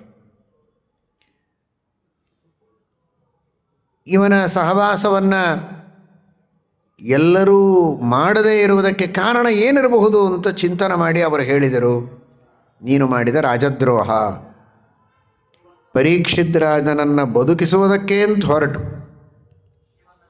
ತಕ್ಷಕ ಹಣ ಕೊಟ್ಟ ಅಂತ ತತ್ಕ್ಷಣ ಹೊರಟಿಯಲ್ಲ, ಅದೇ ನೀನು ಮಾಡಿದ ದೊಡ್ಡ ಪಾಪ. ಆ ಕಾರಣಕ್ಕಾಗಿ ನಿನ್ನನ್ನು ಎಲ್ಲರೂ ದೂರಿಟ್ಟಿದ್ರು. ಅದೇನು ಪಾಪ? ಅವನ ಆಯುಷ್ಯವೇ ಅಷ್ಟಿತ್ತು, ನಾನೇನು ಮಾಡಲಿ ಅಂತ. ಅವನ ಆಯುಷ್ಯ ಅಷ್ಟಿತ್ತು ಅಂತ ನೀನು ಚಿಕಿತ್ಸೆಯನ್ನು ನಿಲ್ಲಿಸಬಾರದು. ನೀನೊಬ್ಬ ಚಿಕಿತ್ಸಕ, ಮಾಂತ್ರಿಕ ಚಿಕಿತ್ಸಕ. ನಿನ್ನ ಪ್ರಯತ್ನ ಕೊನೆ ಕ್ಷಣದವರೆಗೆ ನಡೀತಾನೇ ಇರಬೇಕು. ಇದು ಶಾಸ್ತ್ರ. ಅವನು ಹೇಗಿದ್ದರೂ ಸಾಯವನೇ ಇದ್ದಾನಲ್ಲ, ಹೇಗಿದ್ದರೂ ಸಾಯವನೇ ಇದ್ದಾನೆ. ಅವನು ನಾಳೆ ಸಾಯ್ತಾನೆ. ಇವತ್ತ್ಯಾಕೆ ಸುಮ್ಮನೆ ಅವನಿಗೆ ಊಟಕ್ಕಾಗಬೇಕು, ಇವತ್ತ್ಯಾಕೆ ಔಷಧಿ ಕೊಡಬೇಕು ಅಂತ ಅನ್ನಬಾರ್ದು. ನಾಳೆ ಅಲ್ಲ, ಮುಂದಿನ ಕ್ಷಣದಾಗ ಸಾಯ್ತಾನೆ ಅಂತಾದರೂ ಕೂಡ ಪ್ರಯತ್ನ ಕೊನೆಯವರೆಗಿರಬೇಕು. ಮೃತ್ಯುರ್ ಬುದ್ಧಿಮತಾಪೋಹ್ಯ ಯಾವತ್ ಬುದ್ಧಿ ಬಲೋದಯಂ, ಇದು ಶಾಸ್ತ್ರ ಹೇಳೋದು. ಹಾಗಿರುವಾಗ ನೀನು ಉದಾಸೀನ ಮಾಡಿದ್ದೇ ದೊಡ್ಡ ತಪ್ಪು. ಚಿಕಿತ್ಸಿತು ಸಮರ್ಥೋಪಿ ವಿಷರೋಗಾದಿ ಪೀಡಿತಂ ಯೋ ನರಕ್ಷತಿ ಲೋಕೇಸ್ಮಿನ್ ತಮಾಹುರ್ ಬ್ರಹ್ಮಘಾತುಕಂ. ಚಿಕಿತ್ಸೆ ಮಾಡುವ ಸಾಮರ್ಥ್ಯ ಇದ್ದಾಗಲೂ ಮಾಡದಿದ್ದರೆ ಅವನಿಗೆ ಹತ್ಯೆ ಮಾಡಿದ ಪಾಪ ಬರುತ್ತದೆ. ನೀನು ಹತ್ಯೆ ಮಾಡಿಲ್ಲ, ಆದರೆ ಹತ್ಯೆ ಮಾಡಿದ ಪಾಪ ನಿನಗೆ ಬಂದಿದೆ. ವಿಷರೋಗಾತುರಂ ಯಸ್ತು ಸಮರ್ಥೋಪಿ ನರಕ್ಷತಿ ನತಸ್ಯ ನಿಷ್ಕೃತಿ ಪ್ರೋಕ್ತ ಪ್ರಾಯಶ್ಚಿತ್ತಾಯುತೈರಪಿ. 16,000 ಪ್ರಾಯಶ್ಚಿತ್ತಗಳನ್ನು ಮಾಡಿಕೊಂಡರೂ ಬದುಕಿಸುವ ಶಕ್ತಿ ಸಾಮರ್ಥ್ಯಗಳಿದ್ದಾಗಲೂ ಬದುಕಿಸದಿದ್ದರೆ ಅಂತಹ ಮಹಾಪಾಪ ಬರುತ್ತೆ ಎನ್ನುವ ದೃಷ್ಟಿಯಲ್ಲಿ ನಿನಗೆ ಎಲ್ಲರೂ ಕೂಡ ದೂರ ಇಟ್ಟಿದ್ದಾರಪ್ಪ. ಯಾವತ್ ಕಂಠಗತಾ ಪ್ರಾಣಾಃ ಮುಮೂರ್ಷೋರ್ಮಾನವಸ್ಯ ಹಿ ತಾವತ್ ಚಿಕಿತ್ಸಾ ಕರ್ತವ್ಯ ಕಾಲಸ್ಯ ಕುಟಿಲಾಗತಿ. ಹೇಳ್ತಾರೆ ಶಾಕಲ್ಯರು. ನನಗೂ ಗೊತ್ತು, ಪರೀಕ್ಷಿತನ ಆಯುಷ್ಯ ಬಹಳ ಇರಲಿಲ್ಲ. ಸ ಪರೀಕ್ಷಿನ್ ಮಹಾರಾಜ ಯದ್ಯಪಿ ಕ್ಷಣ ಜೀವಿತ ತಥಾಪಿ ಯಾವನ್ ಮರಣಂ ಬುಧೈ ಕಾರ್ಯಂ ಚಿಕಿತ್ಸಿತಂ. ಅವನಿಗೆ ಇನ್ನೇನು ಒಂದು ಕ್ಷಣ ಬದುಕಿತ್ತು, ಅದು ಗೊತ್ತು ನನಗೆ. ಆದರೆ ನೀನು ವಾಪಸ್ ಬಂದದ್ದು ತಪ್ಪು. ನಿನ್ನ ಪ್ರಯತ್ನ ಕೊನೆ ಕ್ಷಣದವರೆಗೆ ನಡೆಯಬೇಕಾಗಿತ್ತು, ಅದನ್ನು ನೀನು ಮಾಡಿಲ್ಲ. ಆ ಪಾಪ ಇದೆ, ಅದಕ್ಕೆ ಪ್ರಾಯಶ್ಚಿತ್ತ ಇಲ್ಲ. ಆದ್ದರಿಂದ ನಿನ್ನನ್ನು ಎಲ್ಲರೂ ದೂರ ಇಟ್ಟಿದ್ದಾರೆ. ಇದು ನಿನ್ನ ಕಥೆ, ಹೋಗಾಚೆ ಎಂದರು. ಕಥೆ ಚೆನ್ನಾಗಿದೆ, ಆದರೆ ಹೋಗಾಚೆ ಎನ್ನಬೇಡಿ. ಏನಾದರೂ ಮಾಡಿ ಉದ್ಧಾರಕ್ಕೆ ಒಂದು ದಾರಿ ಹೇಳಿ. ಎಲ್ಲದಕ್ಕೂ ಒಂದು ಉಪಾಯ ಅಂತ ಇರುತ್ತೆ. ದಯವಿಟ್ಟು ತಾವು ಅನುಗ್ರಹ ಮಾಡಬೇಕು ಎಂಬುದಾಗಿ ಪ್ರಾರ್ಥನೆ ಮಾಡಿದಾಗ ಶಾಕಲ್ಯರು ಮತ್ತೆ ಜ್ಞಾನದೃಷ್ಟಿಯಿಂದ ನೋಡಿದ್ದಾರೆ. ಧ್ಯಾನ ಮಾಡಿ ಜ್ಞಾನದೃಷ್ಟಿಯಿಂದ ಉಪಾಯವನ್ನು ಕಂಡು ಶಾಕಲ್ಯರು ಹೇಳುತ್ತಾರೆ, ಒಂದು ಉಪಾಯ ಇದೆ. ಪಾಪಗಳನ್ನು ಪರಿಹಾರ ಮಾಡುವುದಕ್ಕೋಸ್ಕರ ಅಂತೆ ಪ್ರಸಿದ್ಧವಾದ, ಅದೇ ಹೆಸರಿನಿಂದಲೇ ಪ್ರಸಿದ್ಧವಾದಂಥದ್ದು ವೆಂಕಟಾಚಲ. ಆ ವೆಂಕಟಾಚಲದಲ್ಲಿ ಇರುವಂತಹ ಸ್ವಾಮಿ ಪುಷ್ಕರಣಿ ತೀರ್ಥ, ಅಲ್ಲಿ ನೀನು ಶಾಸ್ತ್ರೋಕ್ತವಾದ ಕ್ರಮದಲ್ಲಿ ಕಾಗೆಯಂತೆ ಪಕ್ಷಿಗಳಂತೆ ಪಶುಗಳಂತೆ ನೀರಿನಲ್ಲಿ ಮುಳುಗೆದ್ದರಲ್ಲ, ಶಾಸ್ತ್ರೋಕ್ತವಾದ ವಿಧಾನದಿಂದ ಭಕ್ತಿ ಶ್ರದ್ಧಾಪೂರ್ವಕವಾಗಿ ಅನುಸಂಧಾನಪೂರ್ವಕವಾಗಿ ಪರಮಾತ್ಮನ ವೆಂಕಟೇಶ ದೇವರ ವರಾಹದೇವರ ಸ್ಮರಣೆಯನ್ನು ಮಾಡ್ತಾ ಮಾಡ್ತಾ ನೀನೇನಾದರೂ ಸ್ನಾನ ಮಾಡಿದರೆ, ಅಲ್ಲಿ ಆ ಭಗವಂತನ ಸೇವೆಯನ್ನು ಮಾಡಿ ಅವನ ದರ್ಶನವನ್ನು ಪಡೆದರೆ ನಿನ್ನ ಪಾಪಗಳಿಗೆ ಪರಿಹಾರವಾಗುತ್ತೆ ಎಂಬುದಾಗಿ ಶಾಕಲ್ಯರು ಉಪದೇಶ ಮಾಡುತ್ತಾರೆ. ಶ್ರೀನಿವಾಸ ದೇವರ ಉತ್ತರ ಭಾಗದಲ್ಲಿ, ವರಾಹದೇವರಿಗೆ ಪೂರ್ವ ಭಾಗದಲ್ಲಿ, ಶ್ರೀನಿವಾಸ ದೇವರ ಉತ್ತರ ಭಾಗದಲ್ಲಿರುವಂತಹ ವೆಂಕಟಾಚಲದ ಮೇಲ್ಭಾಗದಲ್ಲಿರುವ ಸ್ವಾಮಿ ಪುಷ್ಕರಣಿ, ಅಲ್ಲಿ ನೀನು ಸ್ನಾನ ಮಾಡು ಎಂಬುದಾಗಿ ತಿಳಿಸಿಕೊಟ್ಟಿದ್ದಾರೆ. ಭಗವಂತನ ಸನ್ನಿಧಾನ, ಸ್ವಯಂ ಆ ತೀರ್ಥದೊಳಗೂ ಪರಮಾತ್ಮನ ಸನ್ನಿಧಾನ, ಸುತ್ತಲೂ ಪರಮಾತ್ಮನ ಸನ್ನಿಧಾನ, ಅಲ್ಲಿ ನೀನು ಸ್ನಾನವನ್ನು ಮಾಡಬೇಕು ಎಂಬುದಾಗಿ ತಿಳಿಸಿದರೆ, ಅಷ್ಟೇ ಭಕ್ತಿ ಶ್ರದ್ಧೆಗಳಿಂದ ಯಾತ್ರೆ ಮಾಡಿ ಬಂದು, ವೆಂಕಟಾಚಲದ ಹೆಸರು ಶ್ರೀಮದ್ಭಾಗವತದಲ್ಲಿಯೂ ಬರುತ್ತೆ. ಪಂಚಮಸ್ಕಂದದಲ್ಲಿ ಅನೇಕ ಪರ್ವತಗಳ ಬಗ್ಗೆ ತಿಳಿಸ್ತಾ ವೆಂಕಟಾಚಲದ ಉಲ್ಲೇಖವನ್ನು ಕೂಡ ಶ್ರೀಮದ್ಭಾಗವತ ಮಾಡುತ್ತದೆ. ಅಂತಹ ಶ್ರೇಷ್ಠವಾದ ವೆಂಕಟಾಚಲ, ವೇಂ ಅಂದರೆ ಪಾಪ, ಅದನ್ನು ಕಟ ದಾಹೆ, ಪಾಪವನ್ನು ನಾಶ ಮಾಡುವ, ಭಸ್ಮ ಮಾಡುವ, ಶುದ್ಧರನ್ನಾಗಿ ಮಾಡುವ ಪರ್ವತ. ಆದ್ದರಿಂದಲೇ ಅದು ವೆಂಕಟಾಚಲ. ಅಂತಹ ಪರ್ವತದೊಳಗಿರುವ ಈ ಸರೋವರ ಅದು ಕೂಡ ವಿಶೇಷವಾಗಿ ಪಾಪಗಳ ಪರಿಹಾರವನ್ನು ಮಾಡುತ್ತದೆ ಅಂತ ಹೇಳಿದಾಗ, ಅಷ್ಟೇ ಶ್ರದ್ಧೆಯಿಂದ ನಿಯಮಪೂರ್ವಕವಾಗಿ ಸಂಕಲ್ಪವನ್ನು ಮಾಡ್ತಾ ಮಂತ್ರಗಳನ್ನೆಲ್ಲ ಹೇಳ್ತಾ, ಎಷ್ಟು ವಿಸ್ತೃತವಾದ ಸ್ನಾನದ ವಿಧಾನ ಅನೇಕ ಧರ್ಮಶಾಸ್ತ್ರಗಳಲ್ಲೆಲ್ಲ ಬರ್ತದೆ. ಸ್ವತಃ ವೇದವ್ಯಾಸದೇವರು ಗರುಡ ಪುರಾಣದಲ್ಲಿ ಸ್ನಾನದ ಬಗ್ಗೆನೇ ಹೇಳುವುದಕ್ಕೆ ಒಂದು ಸುದೀರ್ಘವಾದ ಅಧ್ಯಾಯವೇ ಇದೆ. ಎಷ್ಟೆಲ್ಲ ವೇದ ಮಂತ್ರಗಳ ಪಠನ ಮಾಡಬೇಕು, ಏನೆಲ್ಲ ಅನುಸಂಧಾನ ಮಾಡಬೇಕು ಅಂತ. ಅದಲ್ಲದೆ ಇನ್ನನೇಕ ಪುರಾಣಗಳಲ್ಲಿ, ಸ್ಮೃತಿ ಗ್ರಂಥಗಳಲ್ಲಿ, ಧರ್ಮಶಾಸ್ತ್ರಗಳಲ್ಲಿ ಆ ಸ್ನಾನದ ವಿಧಾನ ಅಷ್ಟು ವಿಸ್ತೃತವಾದದ್ದಿದೆ. ಆ ರೀತಿ ಸ್ನಾನವನ್ನು ಮಾಡಿದರೆ ಎಷ್ಟು ಗಂಟೆಗಳು ಬೇಕೋ ಅಷ್ಟು ಆ ಸ್ನಾನದ ಕ್ರಮ ಇದೆ. ಅಷ್ಟು ಭಕ್ತಿ, ಶ್ರದ್ಧೆ, ಮಂತ್ರಪಠನ, ಅನುಸಂಧಾನ ಇವುಗಳನ್ನು ಮಾಡ್ತಾ ಆ ಕಾಶ್ಯಪ ಎಂಬಂತಹ ಬ್ರಾಹ್ಮಣ ಅಲ್ಲಿ ಸ್ನಾನ ಮಾಡಿದ್ದಾನೆ. ಸ್ನಾನವನ್ನು ಮಾಡಿ ವೆಂಕಟೇಶ ದೇವರ ದರ್ಶನ, ವರಾಹದೇವರ ದರ್ಶನವನ್ನು ಮಾಡಿ ಸೇವೆಯನ್ನು ಮಾಡಿದ್ದಾನೆ. ಪಾಪಗಳ ಪರಿಹಾರವಾಗಿದೆ. ನೋಡಿ, ಮತ್ತೆ ಇವನು ಪಾಪ ಮಾಡಿದ್ದೇ ಹೇಗೆ ಸಮಾಜದ ಜನರಿಗೆ ಗೊತ್ತಾಯಿತೋ ಗೊತ್ತಿಲ್ಲ. ಇವನು ಒಬ್ಬನೇ ಬಂದು ಇಲ್ಲಿ ಸೇವೆ ಮಾಡಿದ್ದರಿಂದ ಪಾಪ ಕಳೆದುಕೊಂಡ ಅನ್ನೋದಾದರೂ ಅವರಿಗೆ ಹೇಗೆ ಗೊತ್ತಾಯಿತೋ ಅದೂ ಗೊತ್ತಿಲ್ಲ. ಧಿಯೋ ಇವನು ಪ್ರಚೋದಯ, ಭಗವಂತನ ಸಂಕಲ್ಪ. ಇವನು ಮತ್ತೆ ತನ್ನ ಊರಿಗೆ ಹೋದರೆ ಅದ್ದೂರಿಯ ಸ್ವಾಗತ ಮಾಡಿದ್ದಾರೆ. ಎಲ್ಲರೂ ಪ್ರೀತಿಯಿಂದ ಕರೆದು ಮಾತನಾಡಿಸಿದ್ದಾರೆ. ಕಾರಣ ಇವನ ಆ ಪಾಪದಿಂದ ಏನೋ ಒಂದು ಕಳೆಗುಂದಿದ ಮುಖ ಇತ್ತೋ, ಕಲಾಹೀನನಾಗಿದ್ದ, ಈಗ ಒಳ್ಳೆ ಕಳೆ ಬಂದಿದೆ, ಬ್ರಹ್ಮವರ್ಚಸ್ಸು ಬಂದಿದೆ. ಅದನ್ನು ನೋಡಿದ್ದಾರೆ. ಹಾಗಾದರೆ ಇವನ ಪಾಪ ಪರಿಹಾರವಾಯಿತು ಅಂತ ಅಂದುಕೊಂಡ್ರು. ಅವನ ಹಣೆ, ಅವನ ಮುಖ, ಅವನ ಕಣ್ಣು ಇದನ್ನು ನೋಡಿದರೆ ಗೊತ್ತಾಗತ್ತೆ ಅವನು ಪಾಪರಹಿತ ಅಂತ. ಆ ರೀತಿಯಲ್ಲಿ ಅವನ ವರ್ಚಸ್ಸನ್ನು ಕಂಡು ಮೊದಲಿನಂತೆ ಸ್ವಾಗತ ಮಾಡಿ ಚೆನ್ನಾಗಿ ಅವನ ಜೊತೆಗೆ ಎಲ್ಲರೂ ಪ್ರೀತಿಯಿಂದ ಬಾಳಿದ್ದಾರೆ. ಇದರಿಂದ ತಿಳಿಯಬೇಕಾದದ್ದು, ಜೀವನದಲ್ಲಿ ಮನುಷ್ಯ ತನ್ನಿಂದ ಯಾರಿಗೆ ಏನು ಉಪಕಾರ ಮಾಡುವುದಕ್ಕೆ ಸಾಧ್ಯ ಇದೆ ಅದನ್ನು ಮಾಡದೇ ಇರಬಾರದು. ತನ್ನ ಶಕ್ತಿ ಇದ್ದಷ್ಟು ತಾನು ಇನ್ನೊಬ್ಬರಿಗೆ ಉಪಕಾರವನ್ನು ಮಾಡ್ತಾ ಬದುಕಬೇಕು. ಇಡೀ ಜಗತ್ತಿಗೆ ಉಪಕಾರ ಮಾಡುವ ಯೋಗ್ಯತೆ ಇಲ್ಲದೇ ಇರ್ಬೋದು, ಆದರೆ ತಾನು ಬದುಕುವಾಗ ತನ್ನಂತೆ ಒಂದು 4 ಜನರಾದರೂ ಬದುಕುವುದಕ್ಕೆ ಸಹಾಯ ಮಾಡುವುದಕ್ಕೆ, ಉಪಕಾರ ಮಾಡುವುದಕ್ಕೆ ಇವನಿಗೆ ಸಾಧ್ಯ ಇದೆ. ಹಣದ ರೀತಿಯಿಂದ, ಅನ್ನದ ದೃಷ್ಟಿಯಲ್ಲಿ, ವಸ್ತ್ರದ ದೃಷ್ಟಿಯಲ್ಲಿ, ವಿದ್ಯೆಯ ದೃಷ್ಟಿಯಲ್ಲಿ, ಸ್ಥಳದ ರೀತಿಯಿಂದ ಒಳ್ಳೆಯ ಮಾತುಗಳನ್ನು ಹೇಳಿ, ಹಿತೋಪದೇಶ ಮಾಡಿ, ಕಷ್ಟಗಳು ಬಂದಾಗ ಉಪಾಯವನ್ನು ಸೂಚನೆ ಮಾಡಿ, ಉಪಾಯ ಸೂಚನೆ ಮಾಡುವವರನ್ನಾದರೂ ಭೇಟಿ ಮಾಡಿಸಿ ಯಾವುದೋ ಒಂದು ರೀತಿಯಿಂದ ಉಪಕಾರ ಮಾಡುವುದಕ್ಕೆ ಸಾಧ್ಯ ಇದೆ. ಆದರೂ ನನಗ್ಯಾಕಪ್ಪ ಅಂತ ಬಿಟ್ಟರೆ ಈ ಪರಿಸ್ಥಿತಿ ಬರ್ತದೆ. ಬರಲಿ ಬಿಡ್ರಿ, ಒಂದು ದಿವಸ ತಿರುಮಲಕ್ಕೆ ಹೋಗಿ ಸ್ನಾನ ಮಾಡ್ಕೊಂಬರ್ತೀವಿ ಅಂತ ಅನ್ನಬೇಡಿ. ಪಾಪ ಬರದೇ ಇರೋ ಹಾಗೆ ಪ್ರಯತ್ನ ಮಾಡಬೇಕು. ಆ ಕಥೆಯ ಸಾರವನ್ನು ತಿಳಿಯಬೇಕು. ಸ್ನಾನ ಮಾಡಿದರೆ ಮುಗಿಯಿತು ಅನ್ನುವುದು ಸಾರ ಅಲ್ಲ, ಈ ತಪ್ಪು ಮಾಡಬೇಡಿ ಎನ್ನುವುದು ಸಾರ. ತಪ್ಪು ನಡೆದಾಗ ಉಪಾಯ ಮಾಡಿಕೊಳ್ಳುವುದು ಬೇರೆ, ಪ್ರಾಯಶ್ಚಿತ್ತ. ಆದರೆ ತಪ್ಪು ಮಾಡದೇ ಇರೋ ಹಾಗೆ ಪ್ರಯತ್ನ ಮಾಡಬೇಕು. ನಮಗೆ ತಿಳಿದ 4 ಒಳ್ಳೆಯ ಮಾತುಗಳನ್ನು ಹೇಳೋಣ. ನಮಗಿದ್ದ ಶಕ್ತಿಯಿಂದ 4 ಜನರಿಗೆ ಉಪಕಾರ ಮಾಡೋಣ.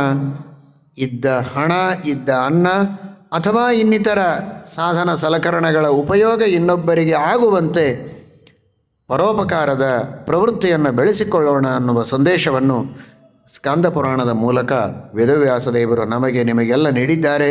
ಅಂತಹ ಮಹಾಪಾಪಗಳನ್ನೂ ಪರಿಹಾರ ಮಾಡುವುದಕ್ಕೆ, ಎಲ್ಲಿದ್ದಾನೆ ಅಂತ ಹುಡುಕುವುದಕ್ಕೆ ಕಷ್ಟ ಆಗಬಾರದು ಅಂತ ಎಲ್ಲರಿಗೂ ಕಾಣುವಂಥ ಎತ್ತರದ ಸ್ಥಾನದಲ್ಲಿ ಕುಳಿತಂತಹ ಸರ್ವೋತ್ತಮನಾದ ಸ್ವಾಮಿ ವೆಂಕಟೇಶ ಅಲ್ಲಿಯೂ ಮೇಲೆ ಕುಳಿತಿದ್ದಾನೆ ಕಾಣಿಸಬೇಕು ಅಂತ.